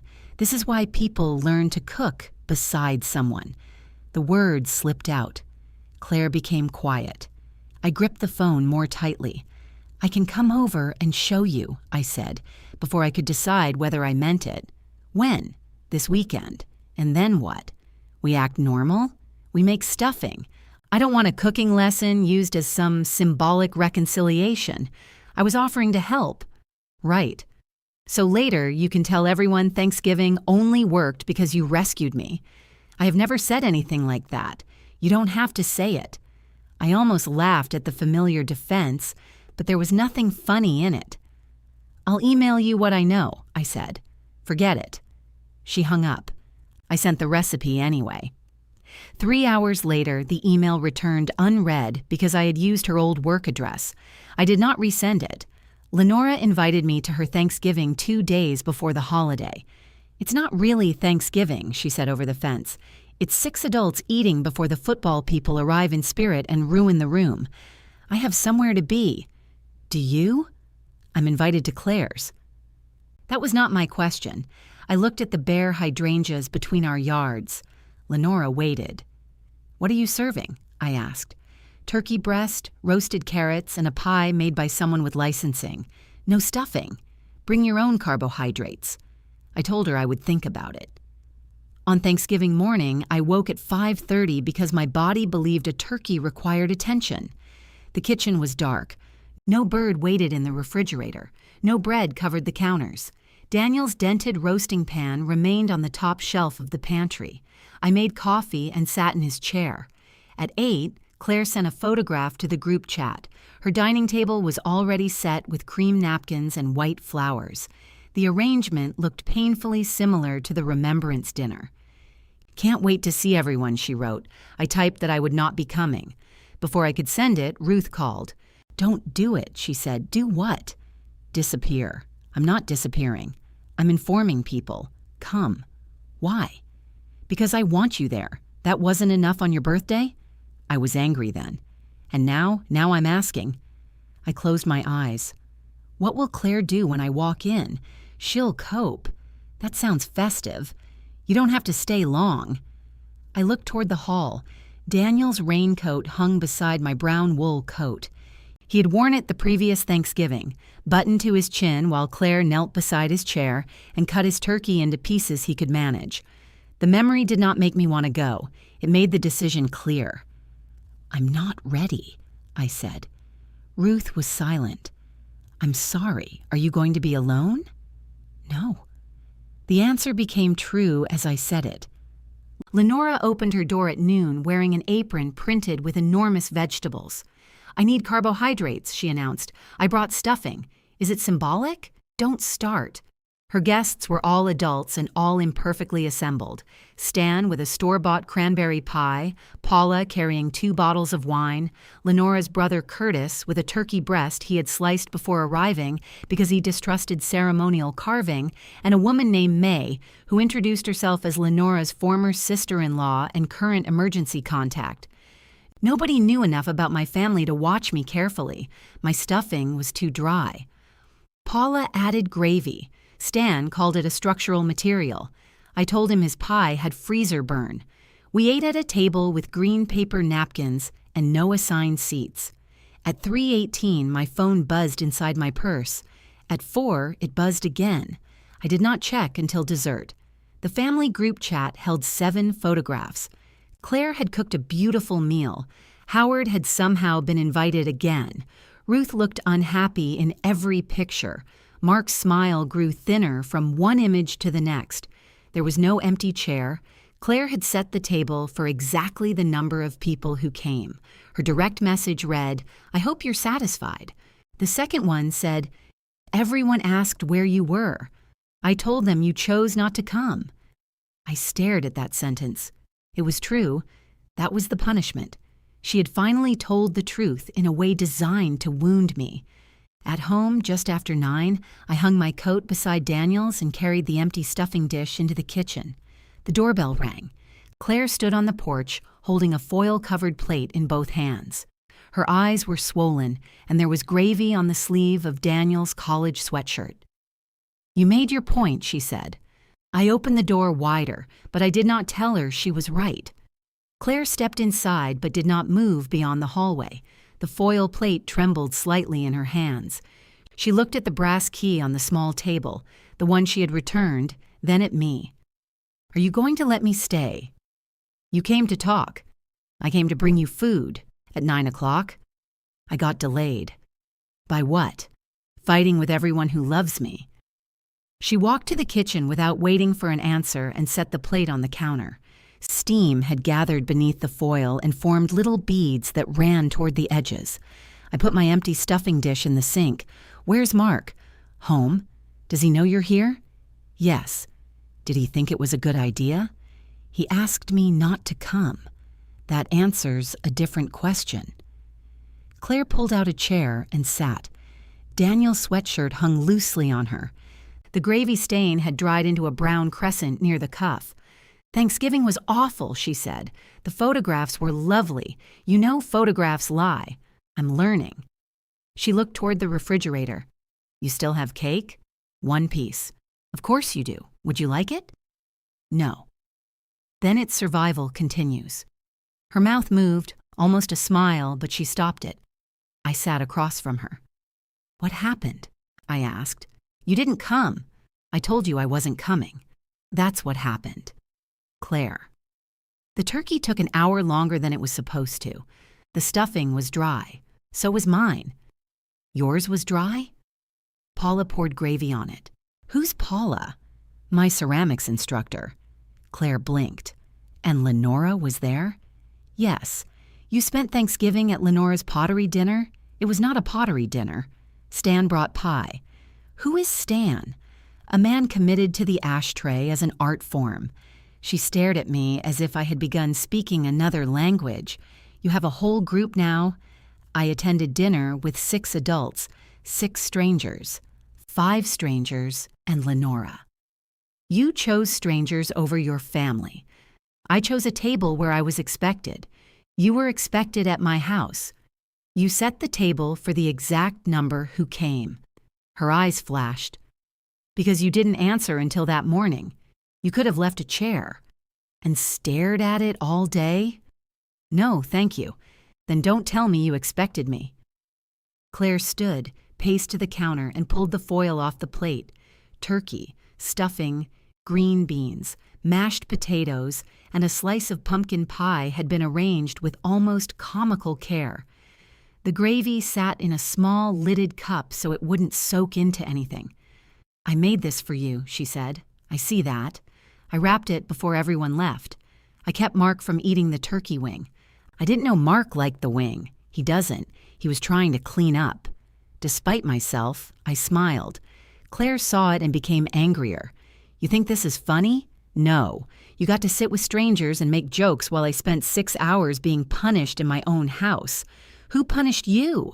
Aunt Ruth, for one. What did she do? She refused to tell people you weren't feeling up to coming. I waited. She said you were feeling fine, Claire continued. She said you went somewhere you'd actually been invited. That sounds like Ruth. Then Trish asked whether there was a coat rack at my house. I covered my mouth. Claire glared at me. She brought it up before we even ate. That wasn't my doing. You told her. She sat beside me. Howard heard. Howard will recover. Then Mark said we should stop pretending the Remembrance dinner was a misunderstanding. I lowered my hand. He said that? At my table. In front of everyone, I told him to talk to you. Oh, he has. Extensively. Then why are you here? Because you started this. The kitchen seemed smaller when she shouted. She had rarely raised her voice in that room. Daniel used to lift his eyebrows whenever one of us did, making us aware of the walls, the neighbors, the absurdity of volume. Claire glanced toward the empty doorway as if she felt him doing it now. She sat again. I know I hurt you, she said. It was not an apology, but it was the first sentence that did not outsource the injury to my feelings. I folded my hands on the table. Then why do you keep arguing that I shouldn't be hurt? Because of everything after. You mean the consequences. I mean the campaign. There is no campaign. You told Marjorie, you told Trish, you told Aunt Ruth. Mark comes here and suddenly he thinks I've been cruel to you for years. I told him no such thing. You didn't have to. You sat there being calm and wounded. You're very good at that. The accuracy of it made me pause. Claire leaned forward. You never yell when anyone can hear you. You never say the worst thing. You just wait until the other person does, and then you stand there looking disappointed. I asked you to leave before we both said something worse. After I said Dad would be ashamed. Yes.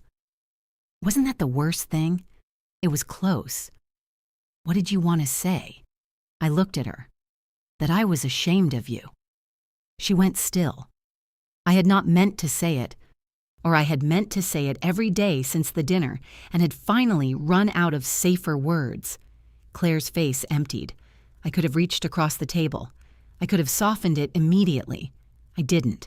She nodded once. There. There what? The thing you've been waiting to say. I was talking about the dinner. No, you weren't. Yes, I was. You were ashamed of me before that. I was angry before that. For leaving, for not seeing. I asked you if I should stay. I know. You gave me that awful line about what I could live with. I know. Dad told me to go. I know. Then what exactly was I supposed to see? His body failing, my exhaustion, the fear beneath his jokes, the sandwich hidden in his napkin, everything I had watched for months and needed her to understand in 2 days. You were supposed to see that he was protecting you, I said. He was dying. Yes? Why didn't you say it? Because he asked me not to. Then you protected him too. Yes. And now you blame me for believing both of you. No. Mark said you were angry. I was. With me. With everybody. Did Dad ask for me? Her voice changed on the question. I looked at her. Mark had not told her that part. I could see it immediately. He had told her enough to make her afraid there was more, and she had driven across town carrying leftovers because asking over the phone would have let me hesitate. Did he? She asked again. Once? She stared at me. When? The last morning. What did he say? Your name. That's not what I asked. He asked where you were. I told him you were coming. Was he scared? He was tired? Was he scared? Yes. Claire pressed a fist against her mouth. I stood, but she lifted her other hand. Don't. I'm not. Don't come over here now. I remained beside my chair. You never told me, she said through her fingers. You were already at the airport. You never told me after. There was nothing you could do with it. I could have known. To what purpose? Her hand dropped. To grieve my actual father. Mark's words returned in her voice.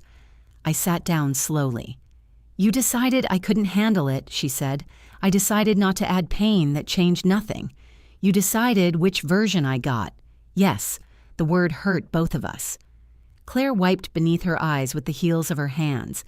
And you think I'm the one who arranges everything so nobody has an inconvenient feeling.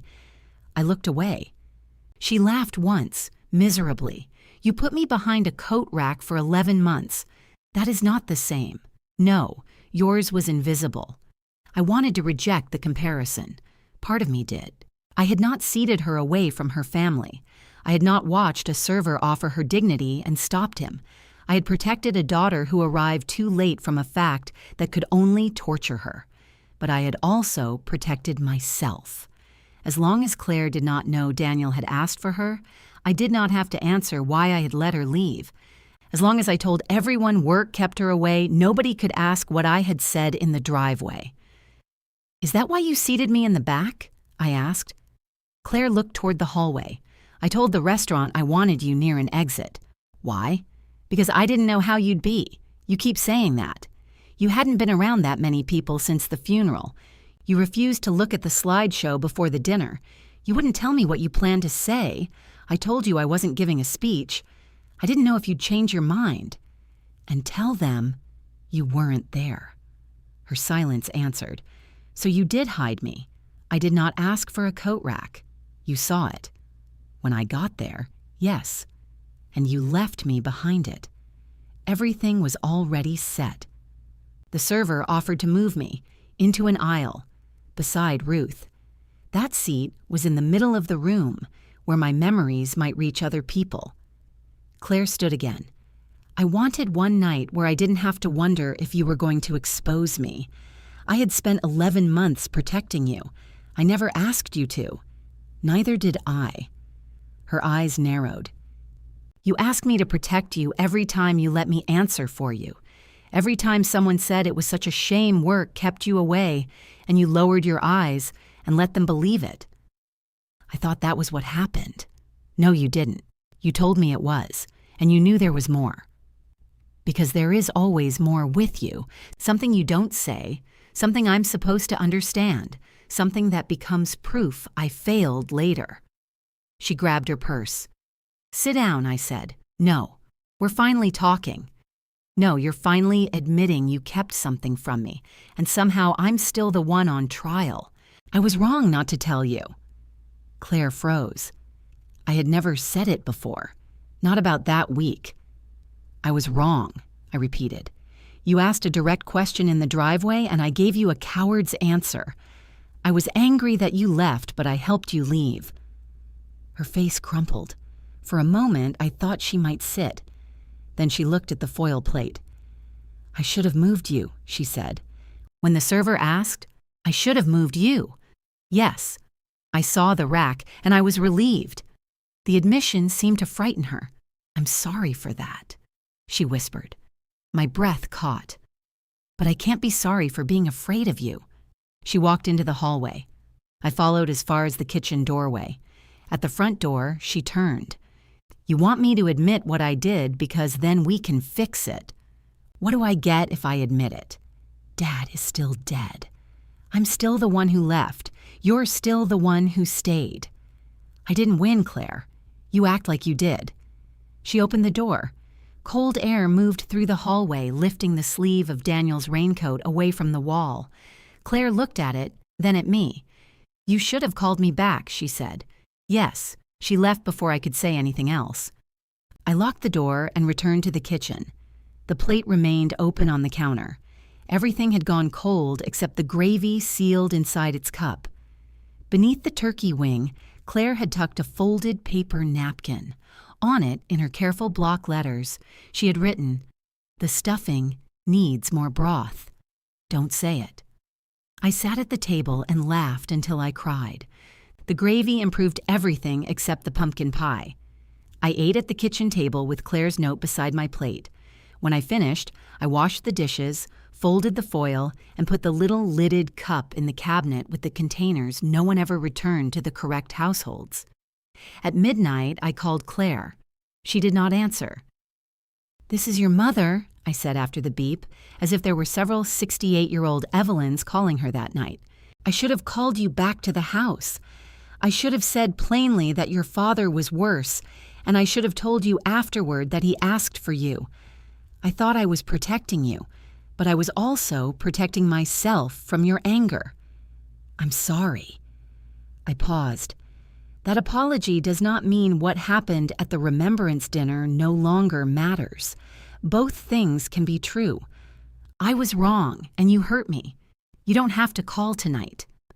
I almost added that the stuffing needed more broth, but humor would have given both of us an exit.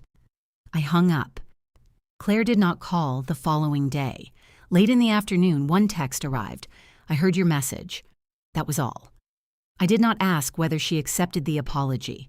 An apology was not a vending machine. I could not insert the correct words and kick the side until forgiveness dropped. At ceramics, my bowl came out of the kiln without cracking. Paula had glazed it a deep blue that turned lighter along the uneven rim. When she handed it to me, Lenora circled the table as if evaluating livestock.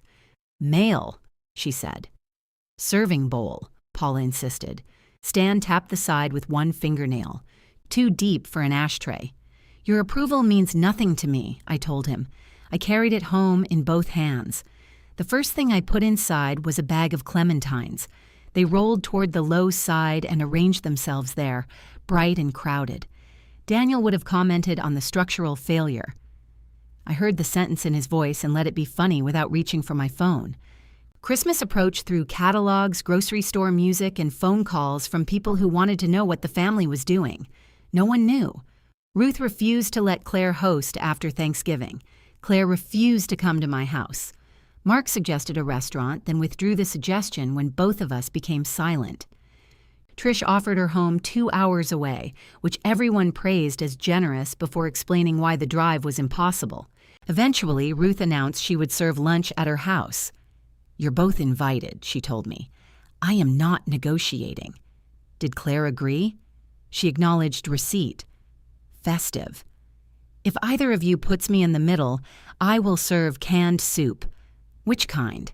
"Something with barley." I promised to behave. Claire did not come. At noon on Christmas Day, Ruth looked out the window each time a car passed. At 12:30, she placed the chicken on the table and said the roads were getting icy, though they were not. Mark texted her that he and Claire had decided to spend the day at home. Ruth read the message aloud, then put her phone in the silverware drawer. "I'm tired of phones," she said. Howard Bell, who had not been invited, did not appear. That improved the meal considerably. Afterward, I helped Ruth wash dishes. She scrubbed the same platter for so long that I took it from her. "She's punishing me now," Ruth said. For what? For agreeing with you. She may be avoiding me. Then why avoid me? Because you make your opinions difficult to miss. Ruth handed me a wet glass. I told her she was wrong. She knows. I told her Daniel would, Ruth. I stopped. I dried the glass. She asked whether I thought she was a bad daughter, Ruth said. What did you tell her? That good daughters do bad things. Then she asked whether I'd put that in an address book so she could refer to it later. That sounds like Claire. I miss her. So do I. Ruth looked at me. Call her. I did. Call again. No. Because you apologized once? Because I invited her to speak directly and she said she had nothing to say. She said that before Thanksgiving. She knows where I am. You sound exactly like her. Family resemblance. Ruth threw the dish towel onto the counter. What if both of you are waiting forever? Then you'll have to serve barley soup. She did not laugh. At home that evening, a package waited inside the storm door. It contained a brown leather wallet with a working zipper. There was no card. Claire had noticed the old money clip at some point. Perhaps at the Remembrance dinner, when I tipped the valet. Perhaps months earlier, when she was helping me sort paperwork and saw my broken wallet beside the bank statements. She could still find a task. I moved my cards into the new wallet and placed Daniel's money clip in the top drawer of my dresser beside his reading glasses. Then I wrapped the scarf I had bought for Claire before everything happened and mailed it the next morning. She texted when it arrived. Thank you. It's beautiful. I replied. You're welcome. We became polite. Winter settled into the empty spaces. Claire sent a message on my birthday. I sent one on hers. Mark called once to ask how to remove a wine stain from a tablecloth, then apologized for bothering me and looked up the answer himself. Ruth alternated between reporting that Claire was doing all right and insisting she knew nothing because she was no longer in the middle. Sunday evenings changed slowly. At first, I made eggs or opened soup and listened for a front door that could no longer open by itself. Then Lenora began appearing around 5 with ingredients she had purchased without a plan. I have mushrooms, she would announce. Do you have anything else? Confidence. Sometimes we cooked. Sometimes we ordered food and complained about the portions. Paula came twice. Stan came once with a ceramic spoon rest and smoked nothing. I did not replace my family. People said that when older women made new friends, as if relationships were appliances and one could simply be installed where another stopped working. Claire's absence remained exactly her shape, but it stopped being the only shape in the room. When snow covered the hydrangeas, I took the photograph of Daniel in the raincoat from its envelope and put it in a frame on the study desk. I did not crop out the silver blur of Claire's car. The picture was not evidence. It was a day. She had come. She had left. He had asked her to. I had wanted her to stay. All of those facts occupied the same thin piece of paper. By the time the first green shoots appeared in the yard, I could look at it without deciding which fact should win. Ruth visited one rainy afternoon carrying a cardboard box of things she had borrowed from Daniel over the years and never returned. 2 mystery novels, a socket wrench, an extension cord, and a casserole dish with EM scratched into the bottom. That might be mine, I said. I assumed it meant Evelyn Mercer. It means excellent meatloaf. You've never made excellent meatloaf. She set the box on the kitchen floor. Claire came for dinner last night. I waited. She asked about the photographs. What about them? Whether you still had the boxes. Of course I do. I told her to ask you. Good. Ruth opened the refrigerator. The final piece of Remembrance cake had disappeared months earlier, but she still checked the top shelf as if it might regenerate. She said you were keeping them from her. She may come here and look at them.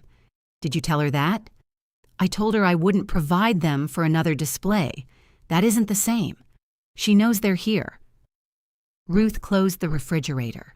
You two communicate like hostile governments. We exchange birthday messages. Exactly. I carried the casserole dish to the sink. A line of old tomato sauce remained baked around the rim. What did she want to see? I asked. Pictures of Daniel's last year. That surprised me. Why? She said she doesn't remember what he looked like. She saw the slideshow. She remembers the pictures. She doesn't remember seeing him. I turned on the faucet. Water struck the dish too loudly. She wants to know when he changed, Ruth said. There wasn't one day. I told her. You weren't there for most of it. Ruth absorbed that without defending herself. No, she said, I wasn't. I shut off the water. Ruth sat at the kitchen table. Do you know why? You believed him. I wanted to believe him. That isn't quite the same. No. She rubbed her palms over her knees. The last time I visited, he asked me to stop looking at him like he was already gone. So I stopped visiting. I told myself it was what he wanted. I leaned against the counter. Why are you telling me now? Because I've spent months being angry at Claire for doing what I did. You didn't leave for a conference. No. I stayed home and reorganized a closet. Very noble. I sat across from her. We all let him perform, she said. He enjoyed it. So did we. The rain tapped against the window. Ruth glanced toward the blue bowl filled with mail now instead of fruit. Are you ever going to invite her? I invited her at Thanksgiving. You invited her to confront you. She came. She came angry. So did I. Ruth reached across the table but did not take my hand. What would it cost you to ask her to look at the pictures? I considered the question. Not what would it prove, not who should go first. What would it cost? Quite a bit, I said. Ruth nodded. I thought so. She left the box of Daniel's things and took the casserole dish after I cleaned it, claiming the initials had always stood for edible mistakes. That evening, I removed the photo boxes from the bottom shelf and set them on the dining table. I did not call Claire, but I sent one sentence. If you want to look at your father's photographs, you may come here and we'll look together. Her answer arrived the next morning. Will you tell me the truth about them? I sat with the question for several minutes. As much as I know it, I wrote. The phone rang almost immediately. Claire's voice was careful. Can I come Sunday? Yes. Alone? Yes. What time? I looked at the kitchen clock. For decades, Sunday dinner had begun at 6. 3, I said. All right. Neither of us called it a meal. At 2:58 on Sunday, Claire knocked. She did not try the handle. I let her stand there long enough to remove my apron, not as punishment, but because I had spent the morning cleaning a house that did not need cleaning and baking cookies neither of us had requested. When I opened the door, she held up both hands. Nothing, she said. What? I didn't bring anything. No food, no folder, no plan. You brought a purse. I considered leaving it in the car. That would be excessive.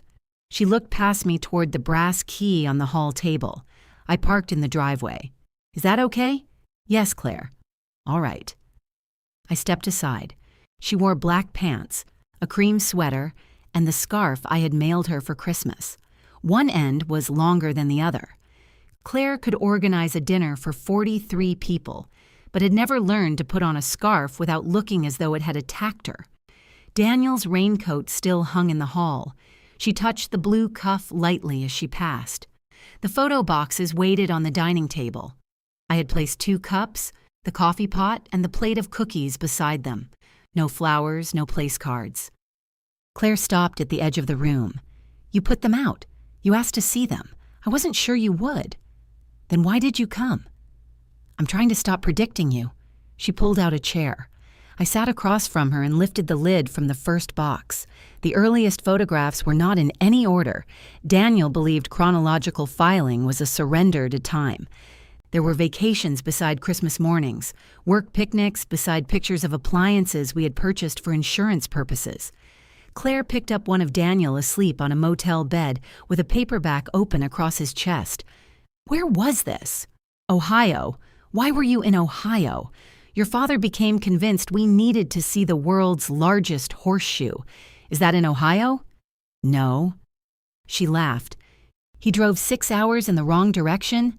4.5. He denied it for the other 90 minutes. In the picture, Daniel's mouth was open. One sock had twisted halfway around his foot.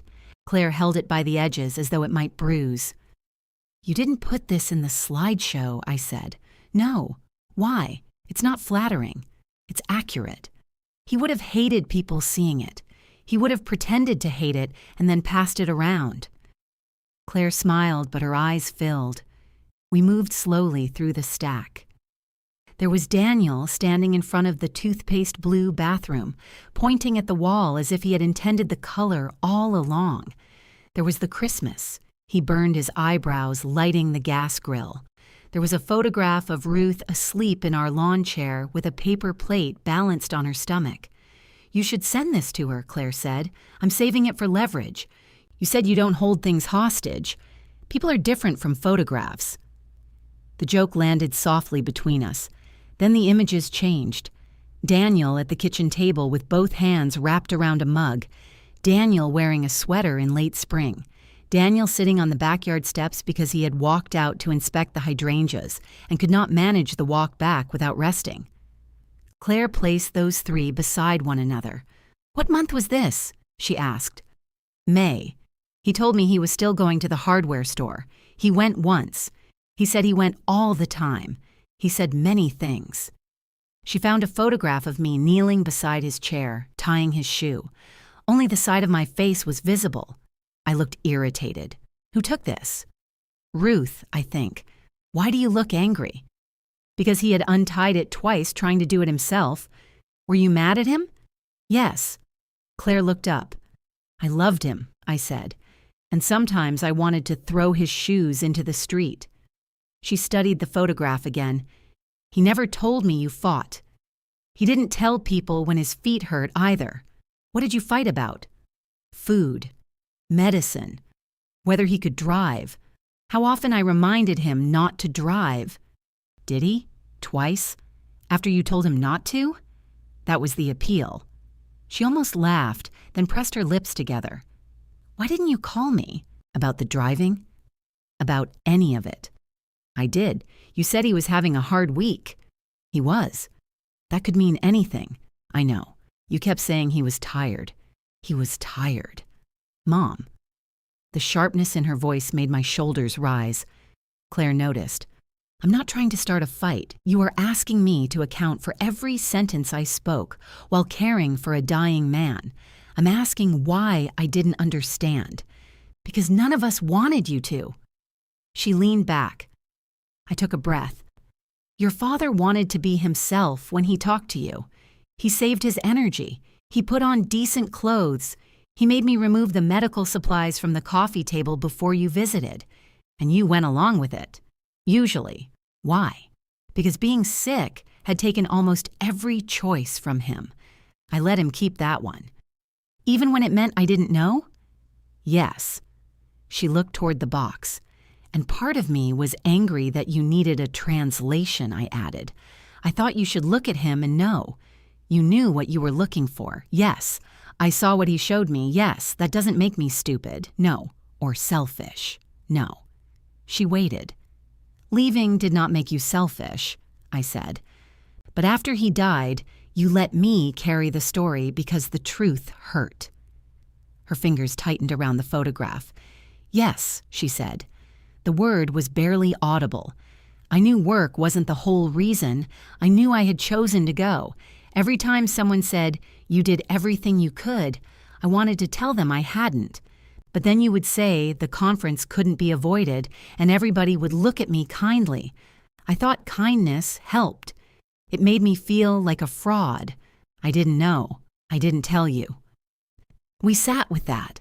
Outside, a branch scraped lightly against the dining room window. I had meant to trim it before winter and never had.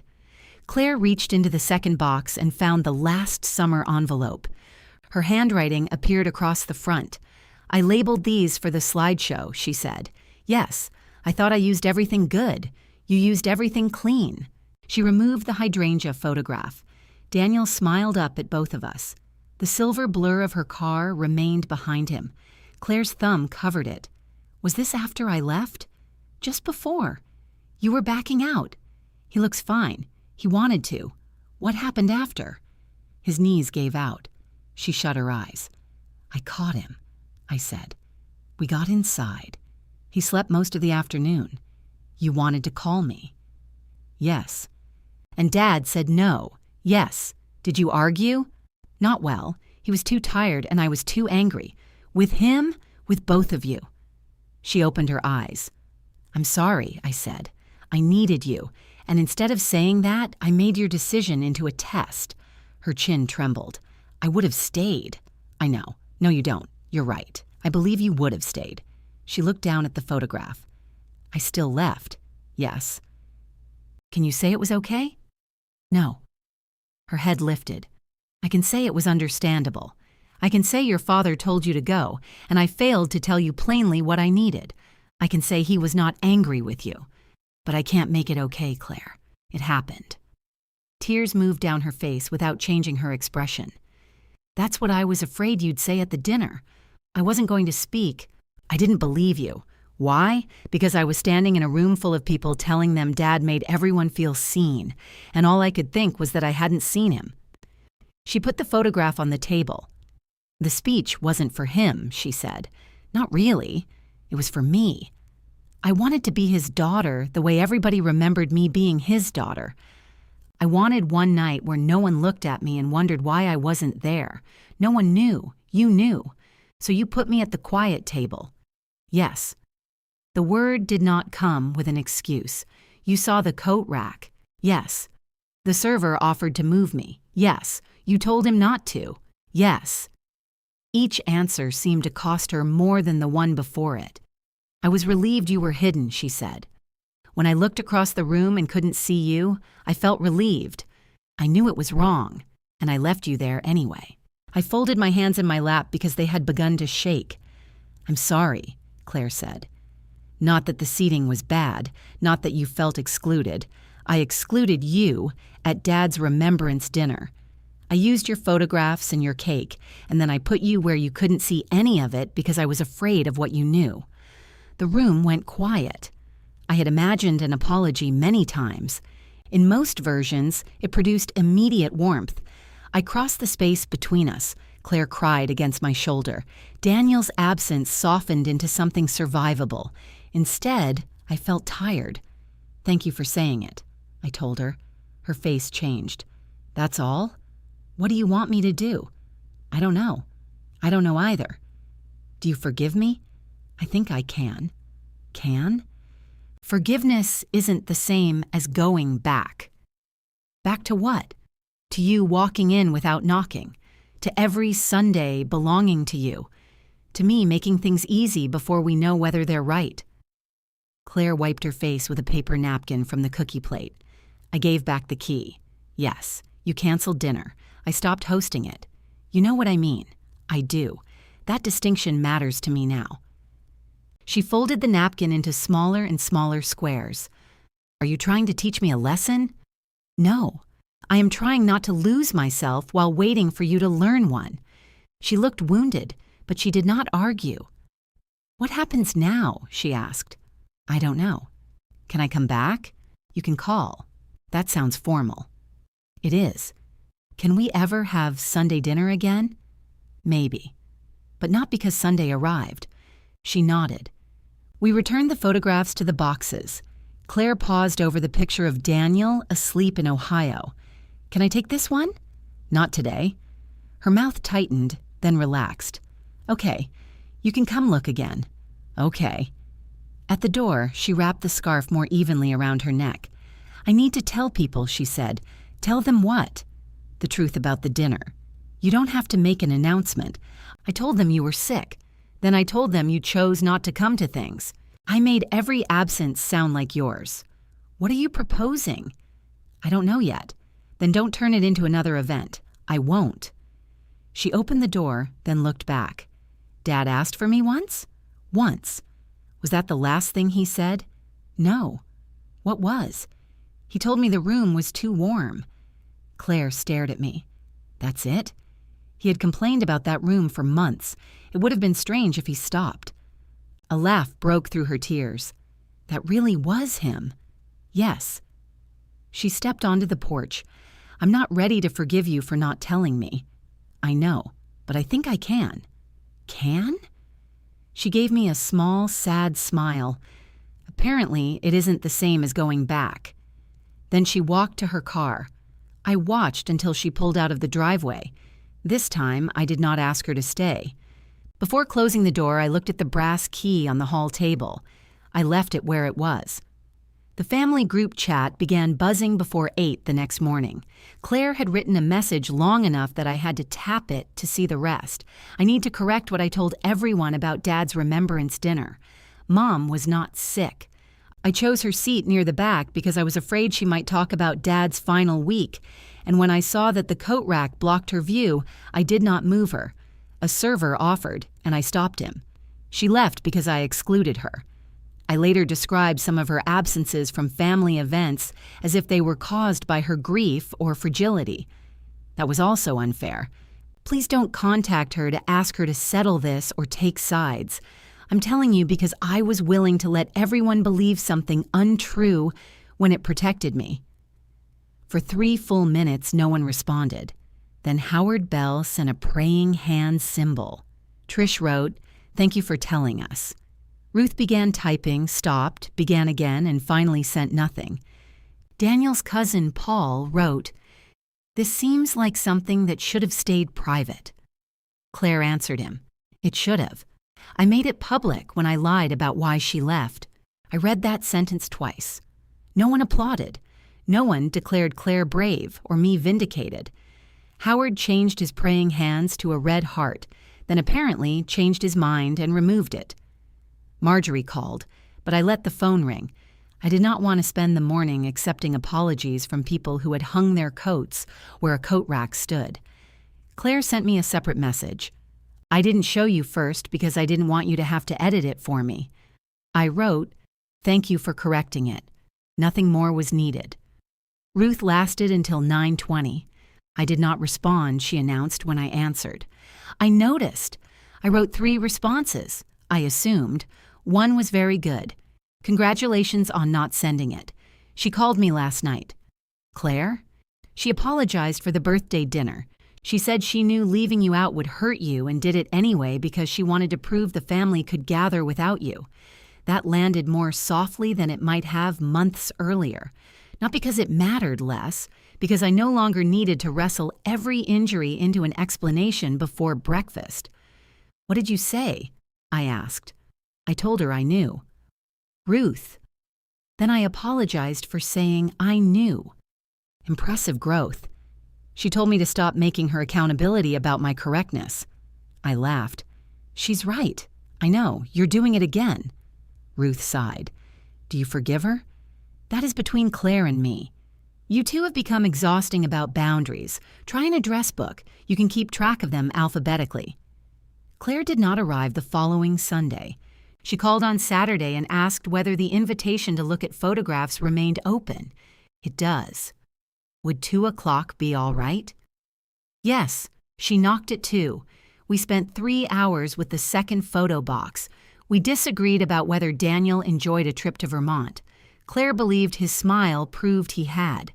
I remembered him complaining about the mattress, the coffee, the highway signs, and the concept of decorative maple syrup. "Then why did he keep talking about going back?" she asked. "Because memory improved it. Maybe he liked complaining. That is not the same as liking Vermont. It might have been for Dad." I conceded the point. She chose 4 photographs she wanted copied. She did not ask to take the originals. I had duplicates made during the week and left them in an envelope on the hall table. When Claire returned, she picked up the envelope but not the brass key lying beside it. We learned to call. At first, every conversation sounded like an appointment with a nervous dentist. "Are you free for coffee on Wednesday? For how long?" I was thinking an hour, here or somewhere else. What would you prefer? Gradually, the questions stopped feeling formal and began feeling considerate. Claire came alone several times. Then she asked whether she could bring Mark. He arrived carrying regular coffee and waited until I invited him into the kitchen. No one mentioned their marriage until Mark apologized for coming to me instead of speaking directly to his wife. "I was trying to make the conflict end," he said. "I know. I was also trying to make Claire easier to live with." "I know that too." Claire looked at him. "Thank you?" "You're welcome." I poured coffee before either of them asked me to translate. Ruth continued attempting to stand in the middle, even after the middle no longer needed her. She called Claire to report that I seemed tired.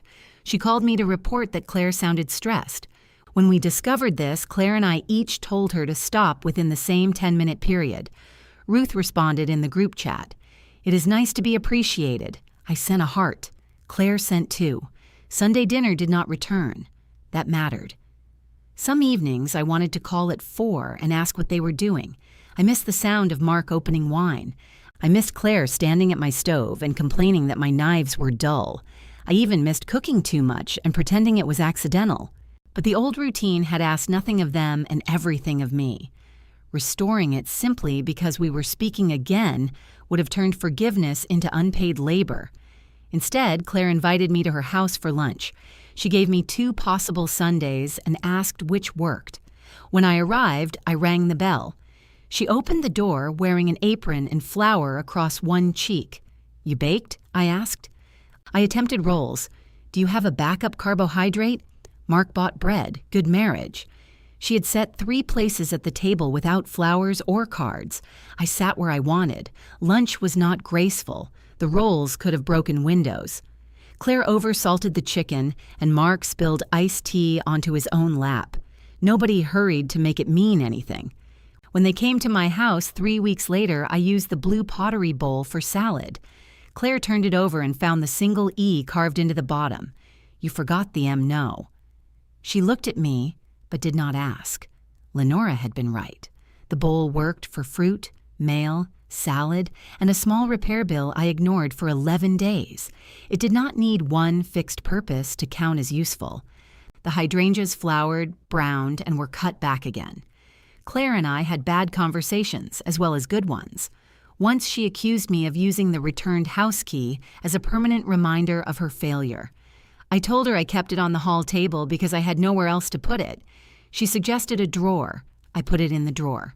2 weeks later, she asked whether she would ever get it back. "I don't know," I said. She cried. I did not give it to her. I sat with her while she cried. Another afternoon, I told her I was tired of apologizing for the driveway every time she became ashamed of the Remembrance dinner. "They are connected," she said. "They are not interchangeable." "I know. Then stop using my failure to shrink yours." She left angry. The next day, she called and said, "You were right." I said, "I could have been gentler. Both things can be true." Unfortunately, we were becoming irritatingly skilled at that phrase. Claire spoke to Marjorie and Trish directly. She apologized to Ruth for using her birthday as retaliation. She called Paul and told him he had been right, that family pain should not be made into a spectacle, then reminded him that privacy was not the same as secrecy. Howard Bell sent me a handwritten note saying he regretted not noticing where I sat. I believed him. I also remembered that Daniel had called him a necktie stuffed with oatmeal, so the note did not move me as deeply as Howard might have hoped. The second anniversary approached without a legal pad. Claire called one evening while I was trimming the brown heads from the hydrangeas. "I don't want to plan anything without asking you," she said. "Thank you." "Do you want to do something for Dad?" "Yes." "What?" "I don't know yet." "I could invite Aunt Ruth and Mark." "I know. We could go to Bellwether's and get a better table." "No, that was a joke. It needs work." She was quiet. "What would feel right?" she asked. The question was simple. No one had asked it the year before. "I want to make his lasagna," I said. "At your house?" "Yes." "Who do you want there?" I looked through the kitchen window. Daniel had planted the hydrangeas too close to the foundation despite 3 people telling him not to. Every year they crowded the glass. "You," I said. "Just me?" "This time." "What about Mark? He'll survive. And Aunt Ruth? She'll complain. It gives her purpose." Claire laughed. "What time?" "Come at 3. We'll cook together." "Do I have to learn the recipe beside someone?" "Yes." "Will there be measurements?" "No. I'll bring backup food." She arrived at 3, carrying bread from a bakery. "I don't trust your confidence," she said. "I respect that." We worked in the kitchen without Daniel's recipe because Daniel had never possessed one. I browned the meat while Claire chopped onions too carefully. She added broth to the sauce and glanced at me. Enough? Depends on the tomatoes. I knew you'd say that. She tasted it, added more, and did not ask again. The lasagna went into the oven at 5:12. While it baked, Claire set the table. I heard the cabinet open, plates touching, silverware placed on wood. For a moment, I was back in the restaurant, watching her arrange a room so thoroughly that my place in it could disappear. Then she came to the kitchen doorway. "Where do you want to sit?" I dried my hands. At our table, Daniel had usually occupied the chair nearest the window. I sat across from him, close to the kitchen, because I was always getting up for something. Claire used to sit on the side, her purse hanging from the chair back. After Daniel died, I had continued choosing my old seat out of habit, even when there was no one across from me. "My usual chair," I said. Claire nodded. She did not call it the head. She did not offer me a place of honor. She simply set my plate where I asked and took the chair across from me, Daniel's old chair, because it was the one left. The lasagna burned along one edge. "Dad would approve," Claire said. "He would claim he preferred it that way. He did prefer it that way. He preferred whichever part nobody else wanted. That is not true. He stole the best pieces and created a moral explanation afterward." We carried the pan to the table. The navy raincoat hung openly by the front door. Its painted cuff showed beneath one sleeve. Nothing covered it. Nothing covered us. Claire cut the lasagna. The first piece collapsed before reaching her plate. "Structurally unsound," she announced. "I'll have to eat it immediately." That was cake. He was a man of transferable principles. We ate. She told me she had dreamed about Daniel the night before. In the dream, he was standing in a hardware store arguing that a dented ladder should be discounted. "That sounds less like a dream than a documentary," I said. "He kept saying he needed to fix the cabinet door. He had 43 years. I told him that." "What did he say?" "That it was well within residential tolerance." I laughed so suddenly I dropped my fork. Claire laughed too. Not the careful laugh from the restaurant, meant to tell a room what kind of grief it was witnessing. This one bent her forward over her plate and left tears in the corners of her eyes. For a second, I turned to tell Daniel. The habit still reached for him. But Claire was there, watching me without fear of what I might say. He would have loved this lasagna, I told her. He would have added salt. He added salt before tasting anything. He didn't trust food. He didn't trust restraint. She picked up her fork again, then paused. "Next Sunday," she said, "my house. Mark can come. I'll make something that doesn't require broth.